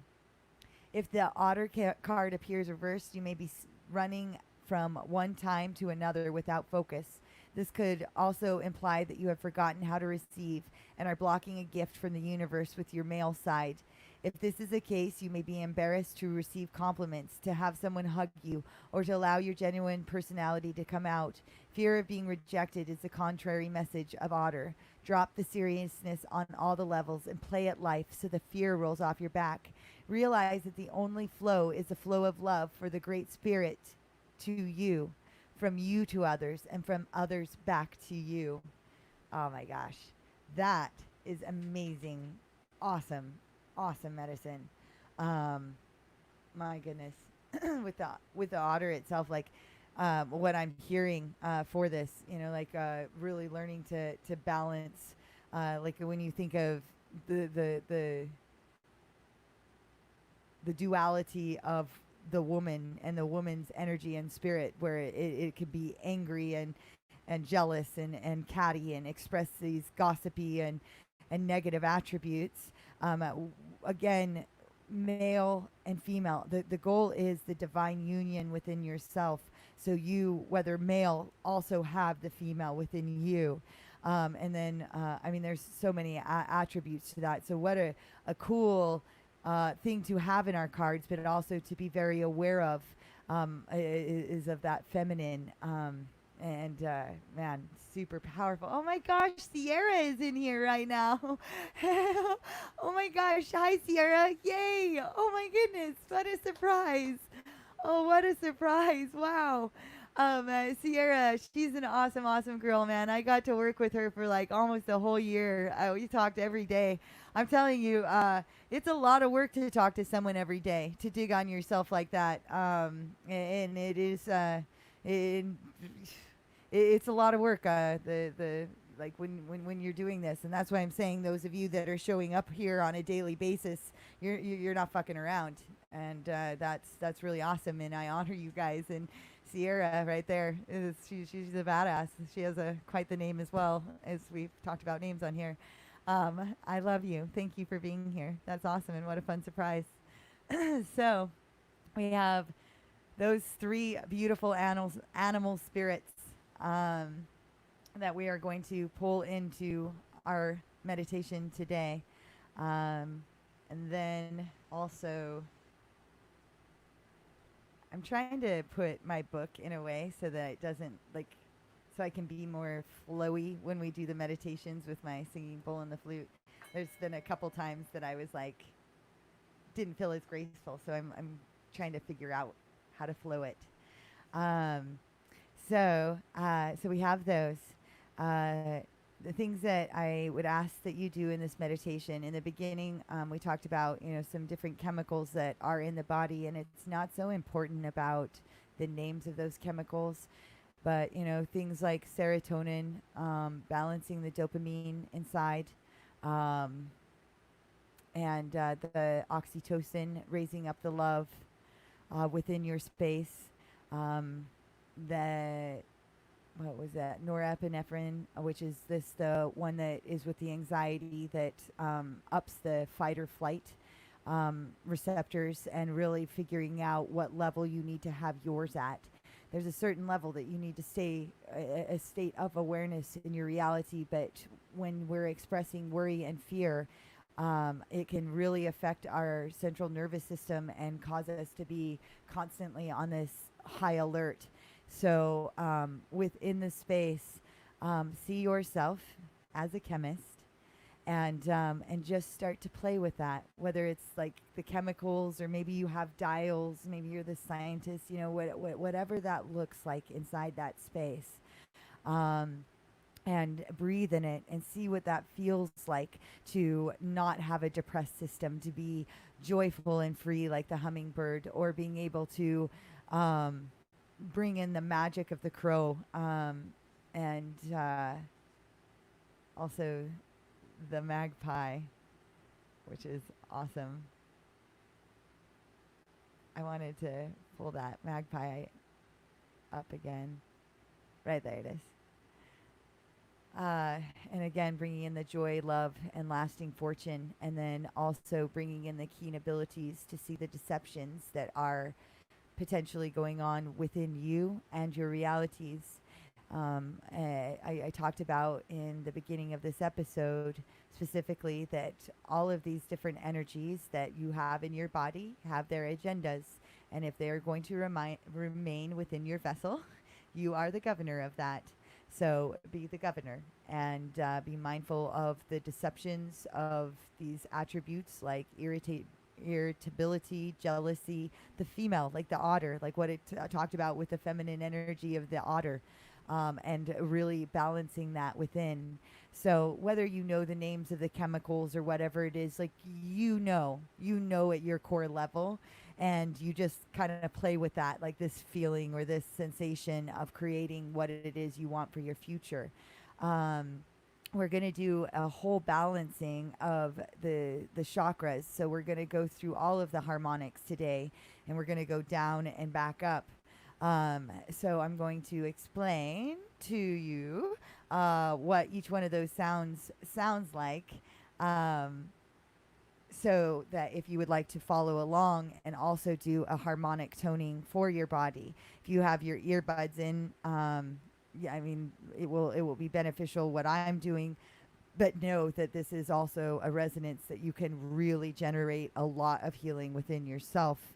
And the reason why you want to go through the cycle really many times is you might end up, let's say, hitting your throat chakra, and it's like scratchy or hard to get it there. You'll start to see and tell on yourself where your spots are kind of depressed, if you will. So starting with the crown and going down to the root, it's going to start with the sound of E, which is going to sound like E.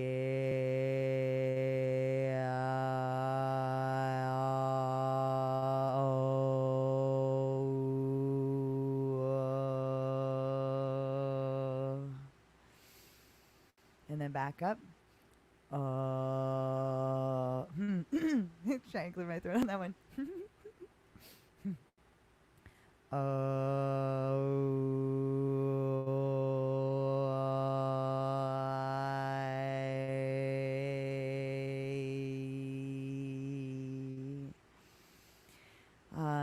So with each chakra, this is the crown is the sound of E.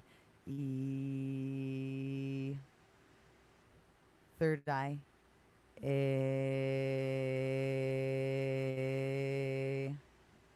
Throat. I. Heart.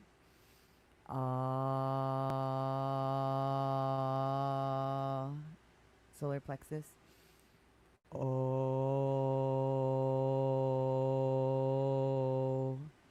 Sacral. Ooh. And then root.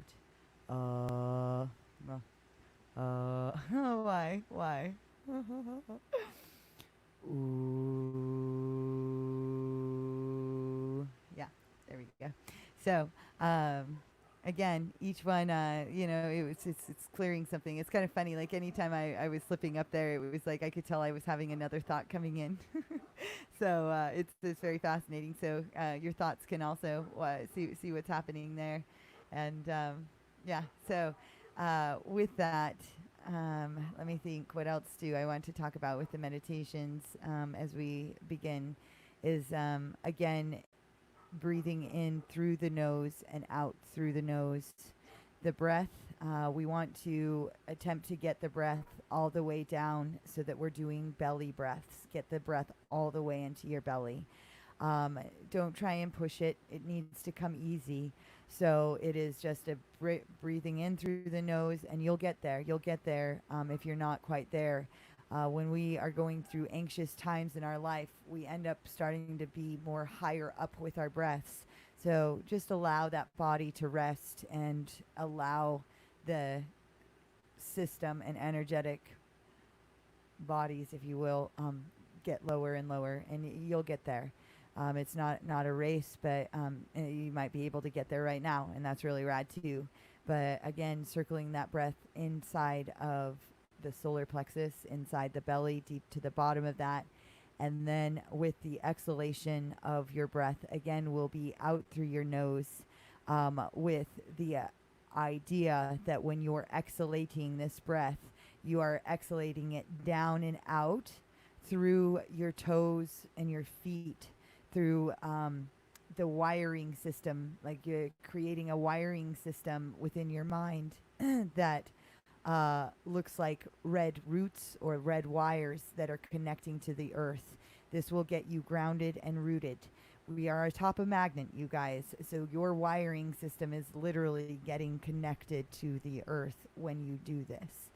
So when you exhalate this breath, exhalate any of the negative or dense energies that would be blocking you out. So inhalate all of the good, any of the information, inhalate the animals, inhalate the positivity of your future, the light, the crystalline energy, is all the things that are great to breathe in into your solar plexus again. And then exhalating out the negative energy. Yes. Yes. So with that, let's begin. If you can find a quiet place to sit or lie down, we will.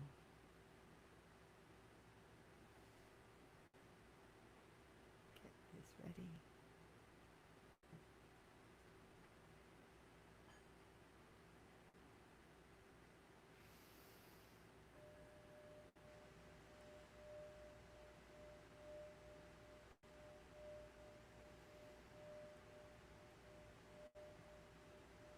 Breathe in through your nose and out through your nose.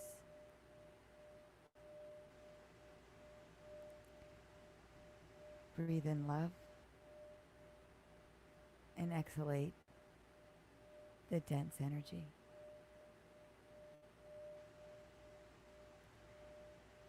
Place your tongue on the roof of your mouth if you haven't already, and continue to breathe.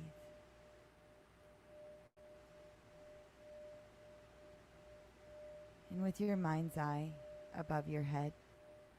Draw a triangle. This is going to be your protective sheath. Draw the triangle and then connect the points of your triangle below your feet. And then at the base of your feet, draw another triangle and connect the points of that triangle to the top of your head, above your head, creating a perfect three-dimensional Merkaba, a right side up and an outside down triangle. And within this space, you are safe and you are love. There is no negative energy that can remain in this space unless you want it to.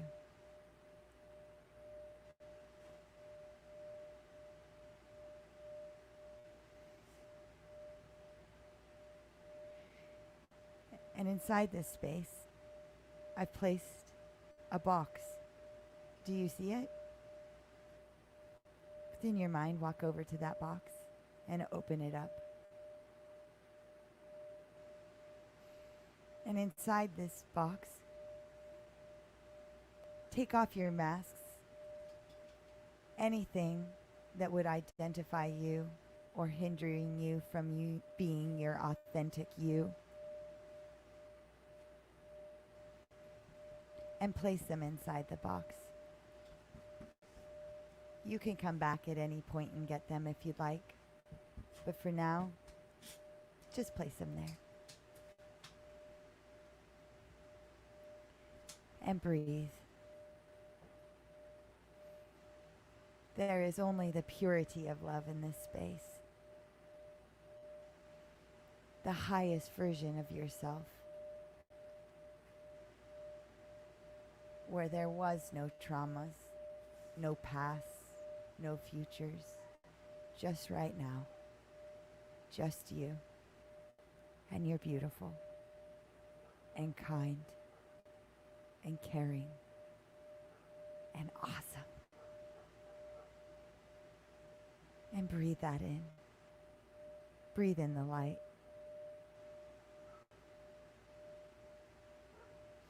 And above your head, well, before we go, take off anything else that might not serve you in this space, anything that might be plaguing you, any physical ailments, emotional ailments, and place it inside the box. And when you're ready, close it and come back and sit with yourself. And breathe in this space. Breathe into your belly. Breathe in the light. And ignite it.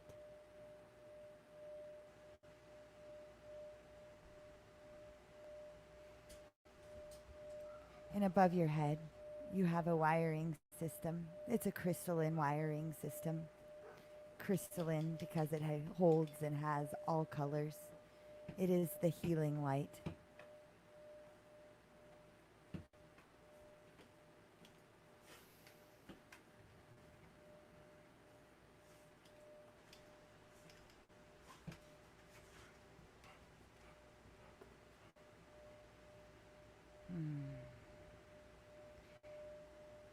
Now take these wires. And above your head, there's a magpie. Do you see it flying around? It's black and white. It's like the raddest looking bird. So smart. With a hint of blue. It's filled with joy and love like you. And it has lasting fortune that it wishes to bring to your life today. Take your wires and connect it to the heart of this bird. And breathe it in. Breathe in the light. Breathe in the bird down through your crown and into your third eye. inside your mind. It's saying, oh, there's so much joy, so much bliss within this space, so much to create. Breathe in farther and deeper into your throat. And here you speak it. You speak your love and your joy. It flaps its wings. Breathe it in deeper, deeper into your heart. Igniting the love and giving you wings. The black and white, and bringing you the balance that you're neither the light nor the dark, but you're free to fly. Free to be the you that's there. I see you.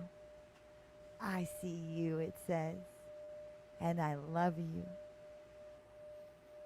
Breathe it in, down into your belly, into the ignition of your light.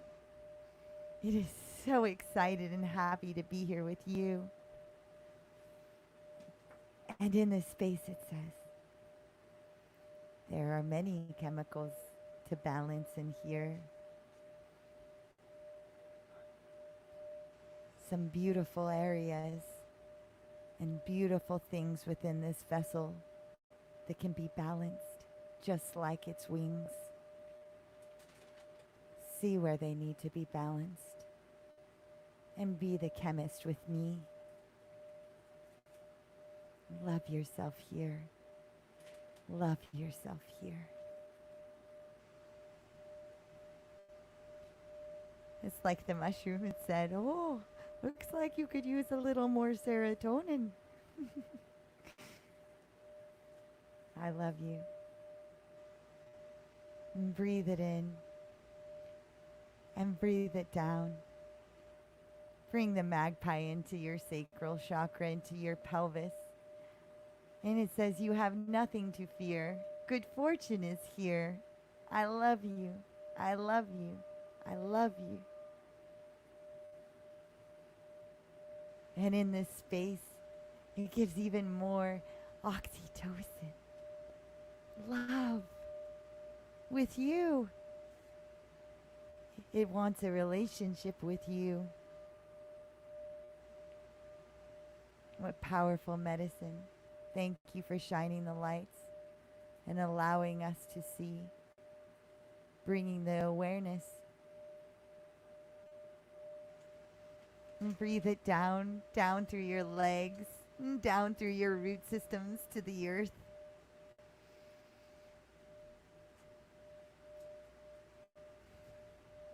And here it keeps you grounded. Here it helps you stay grounded so that you can see and be aware of the balance of the deception that could reside. It will open your eyes and help you see and help you be. And breathe it back in, breathe it back in, and breathe it back out. And together you're free.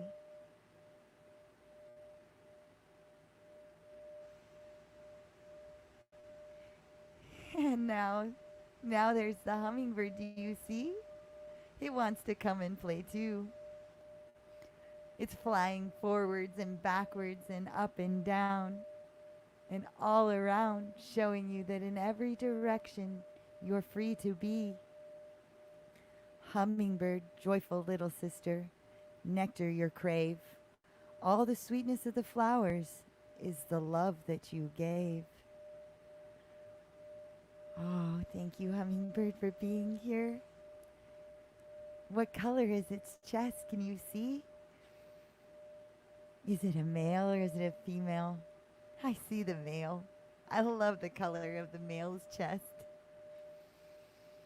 I've seen purple ones and magenta ones and copper ones. Oh, so many colors and vibrance the hummingbird's chest has. Take your wires and connect it from your head, your beautiful crystalline DNA wires, to the heart of the hummingbird. Thank you for being here. and showing us how to fly. What joy you bring, what joy you bring. It is asking me to play. Breathe it in. You do this. Breathe it into your crown and down and back up into you while I play for you.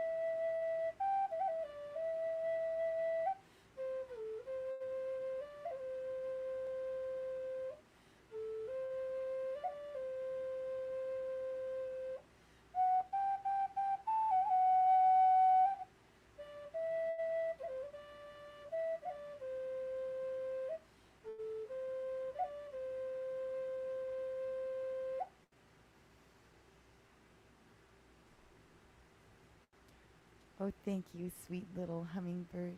Thank you for being here and bringing play.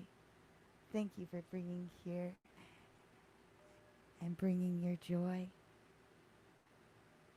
Thank you. Thank you for guiding us in what we need help with and how important it is. As the magpie has brought in the idea of the balance, the hummingbird has brought in the joy alongside of it. And it brings joy to your heart and joy to your vessel.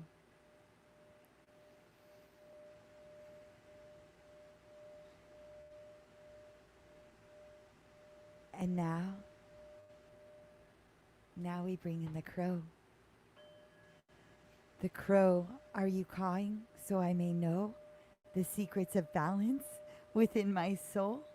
Or are you sending your sacred caw just to remind me of universal laws? Oh, crow, thank you. Do you see it? Do you see the crow within your space, flying around with its beautiful grace? It flies in from the void, inside of your void, within this space. Connect your wires. Connect it from your head to the heart of the crow, to bring in the balance so that you may know. There are laws, the main universal law. Please teach us how to grow and how to honor these things. Breathe it in. Breathe in the knowledge and the know-how and the love of the crow, the brilliant mind, and all its different voices that it has and all the different caws. Breathe it in through your crown.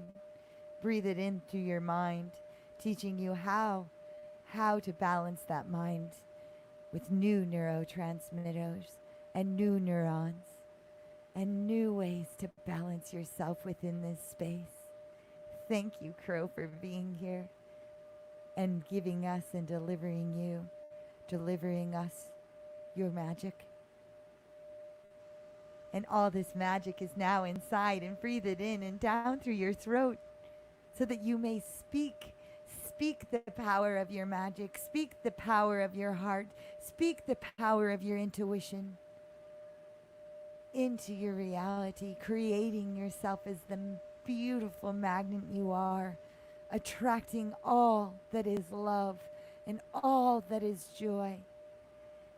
Imagine how wonderful it is to find and see something falling in love with something falling in love. Something falling in love with you. You are falling in love with you. Thank you for being here. And I love you. Breathe in the crow into your solar plexus, into your gut, into your belly, flying around with all its knowledge, igniting your intuition with its beautiful magic, teaching you how to operate in the void, sharing with you its knowledge of how you can create. You are powerful. You are both the creator and the destroyer. And some things need to be destroyed in order for you to have the room to create this new. So breathe in the right chemicals, as the crow is here to teach. Breathe it in with your crystalline light and ignite it within this gut, within your other brain. Thank you, crow. Thank you, and I honor you. And breathe it down into your sacral chakra, into your pelvis, into your relations, into any of your fears, dispelling it so that you might see there is nothing to fear. I love you. And breathe it back and down, sloughing off any of the dense energies that flies it to the earth, through your feet, through your wires, sharing its magic with the world, with all the plants and all the aboundings. And fly the crow out into the cosmos, out through your auric field, out as far as you can imagine, as far as you can see, and circle it around inside your space. And back into your heart, back into you. Thank you, crow. Thank you for your guiding, balancing knowledge. We love you.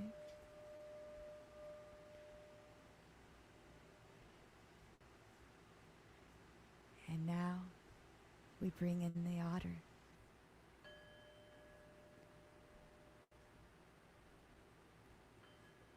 Otter so powerful, otter so playful, coquettes by the stream, the medicine of women, the realized dream. The feminine spirit brings about the creation, and the male balances the logic, and both divinely unify within this space. And Otter, you have come to help teach us what can hinder us along this journey and in this space. Thank you for swimming in with your beautiful, kind, and joyful and playful being. I love you. I love you. And breathe it in. Breathe it in.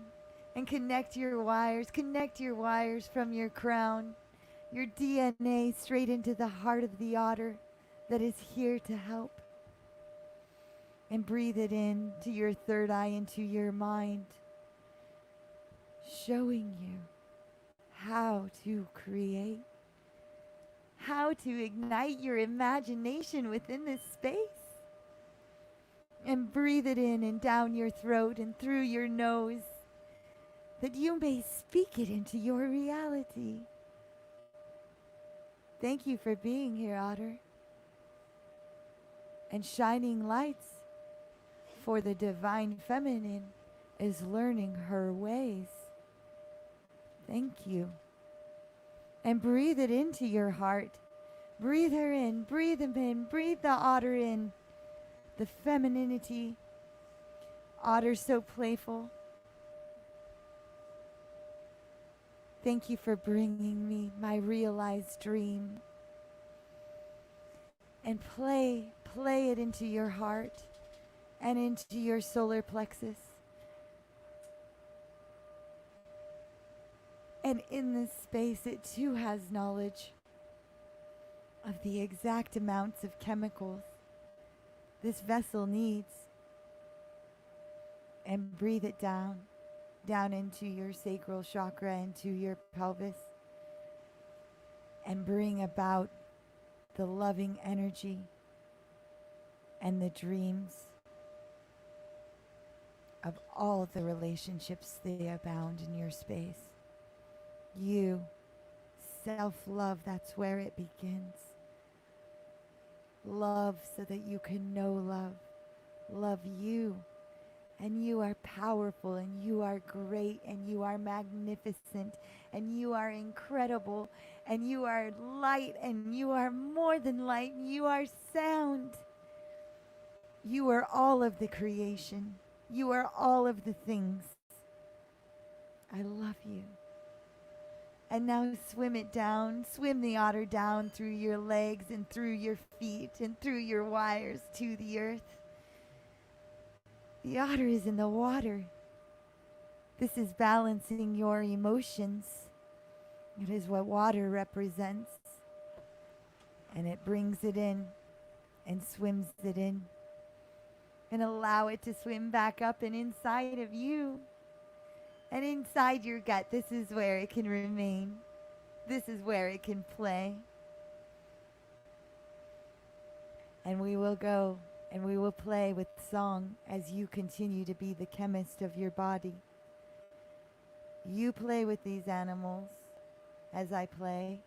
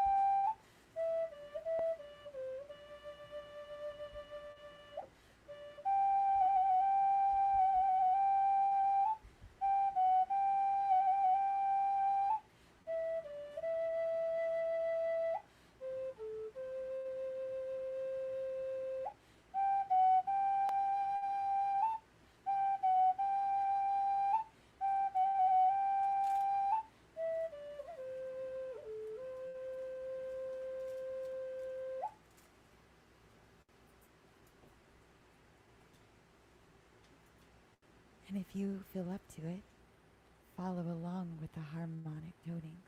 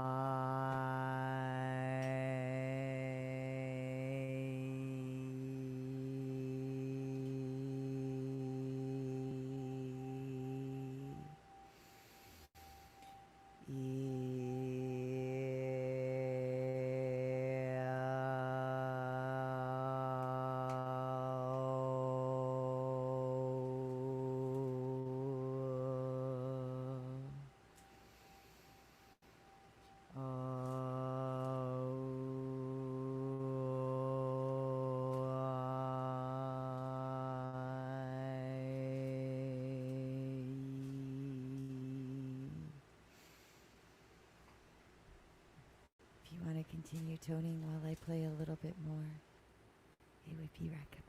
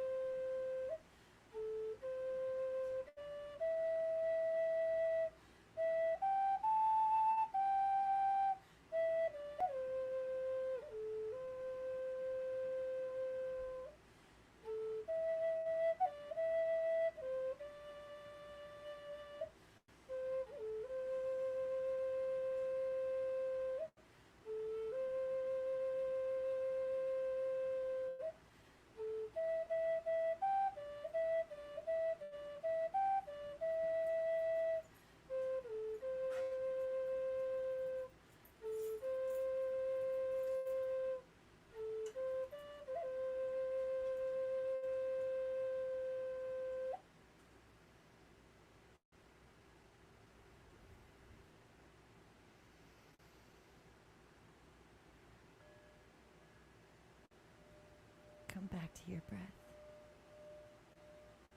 How are you breathing now? Come back to your inhalation and breathe in and out. How does it feel different now? Breathe in all the beautiful light. And with this next exhalation, exhalate all of the beautiful things you've built right out into your reality. Breathe it in.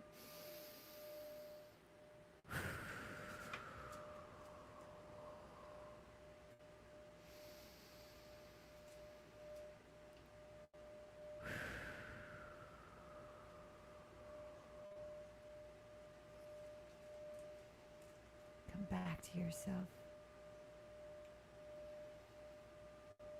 Come back to your heart. And take your right hand and place it over your heart.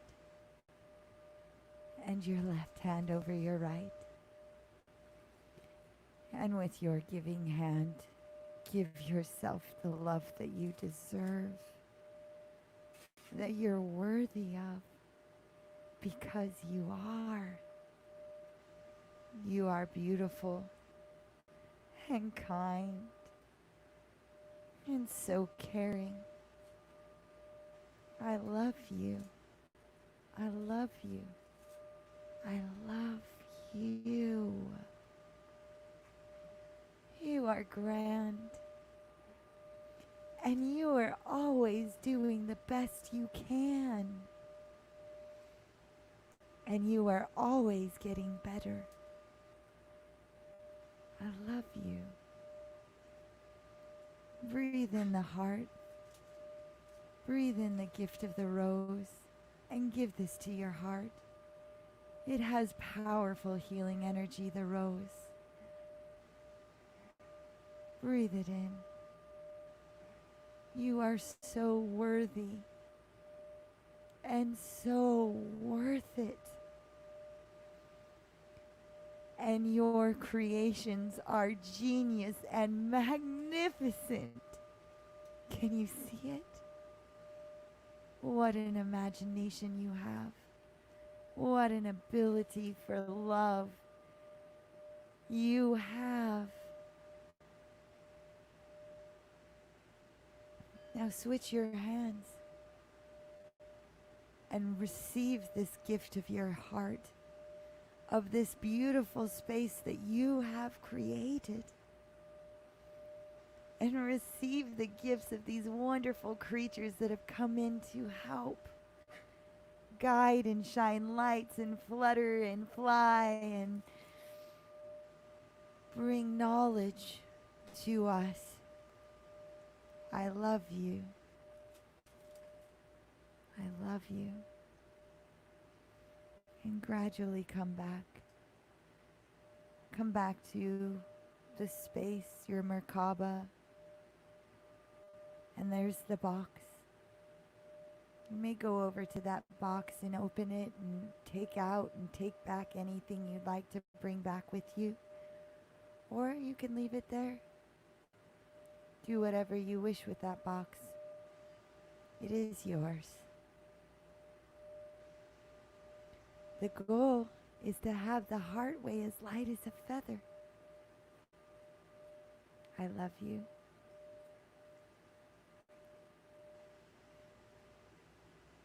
Take your arms and wrap them around your body.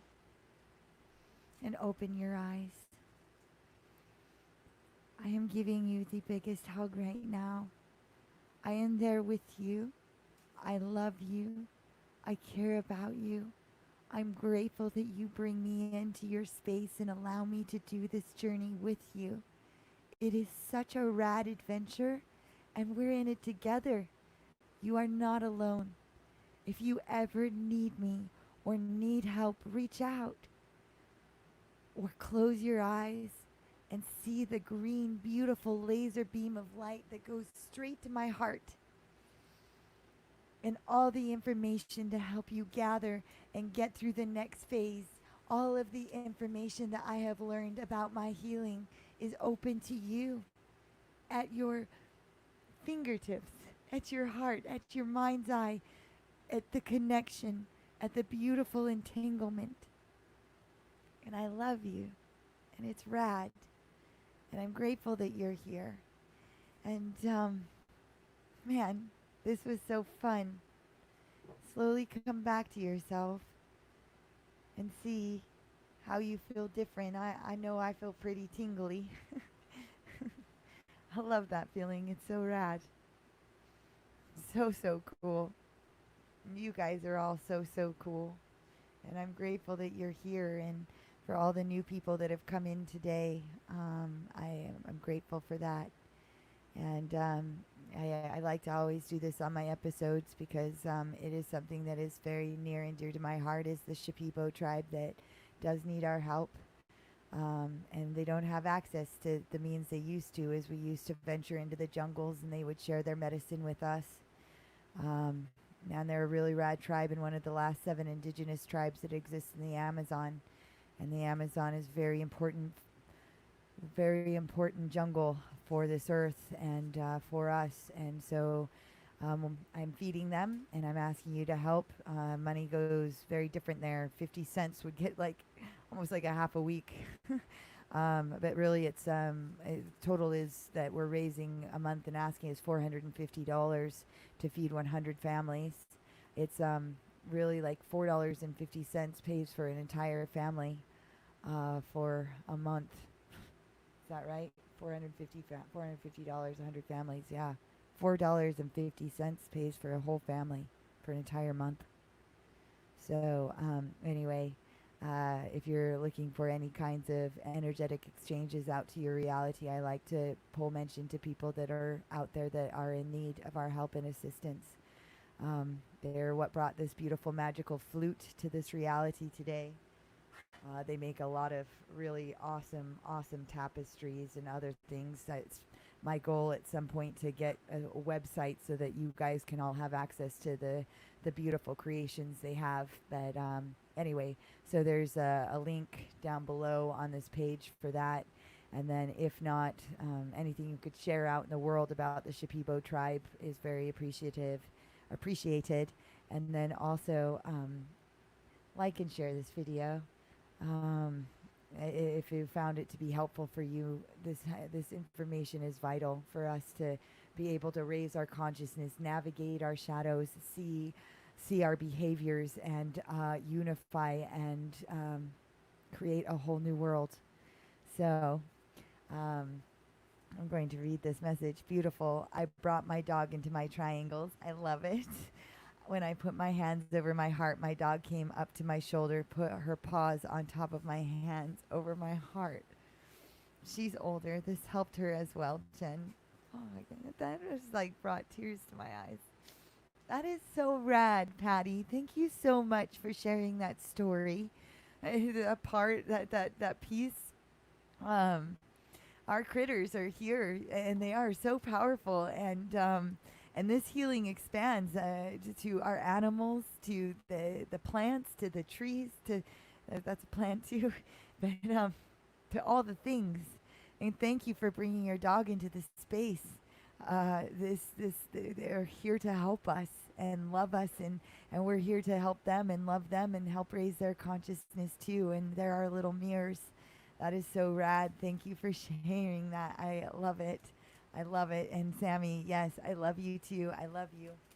And this was such a fun episode, you guys. And thank you again to Robert, who has compiled some meditation videos out there. And the one that I shared at the first of this video was really, really cool. Yeah, thank you, Patty. I appreciate it. Like I was saying, the 50, like even 50 cents, I mean, literally goes like so far. And so last month we were able to raise the money for them, and we're on our way this month. But I definitely keep talking about it. So you're awesome, and all of you are awesome. And thank you for being here. And I will look forward to seeing you in here hopefully tomorrow. And maybe in Zach and Aaron's show later at 8 p.m. Pacific Standard Time. And be kind to yourself, love yourself, create the neuro pathways, journal, write your perfect day out before you go to bed. Imagine yourself in that space and what that feels like. You're awesome. I love you. See you tomorrow. Oh, that didn't go so well. There. See you tomorrow. I love you. Bye.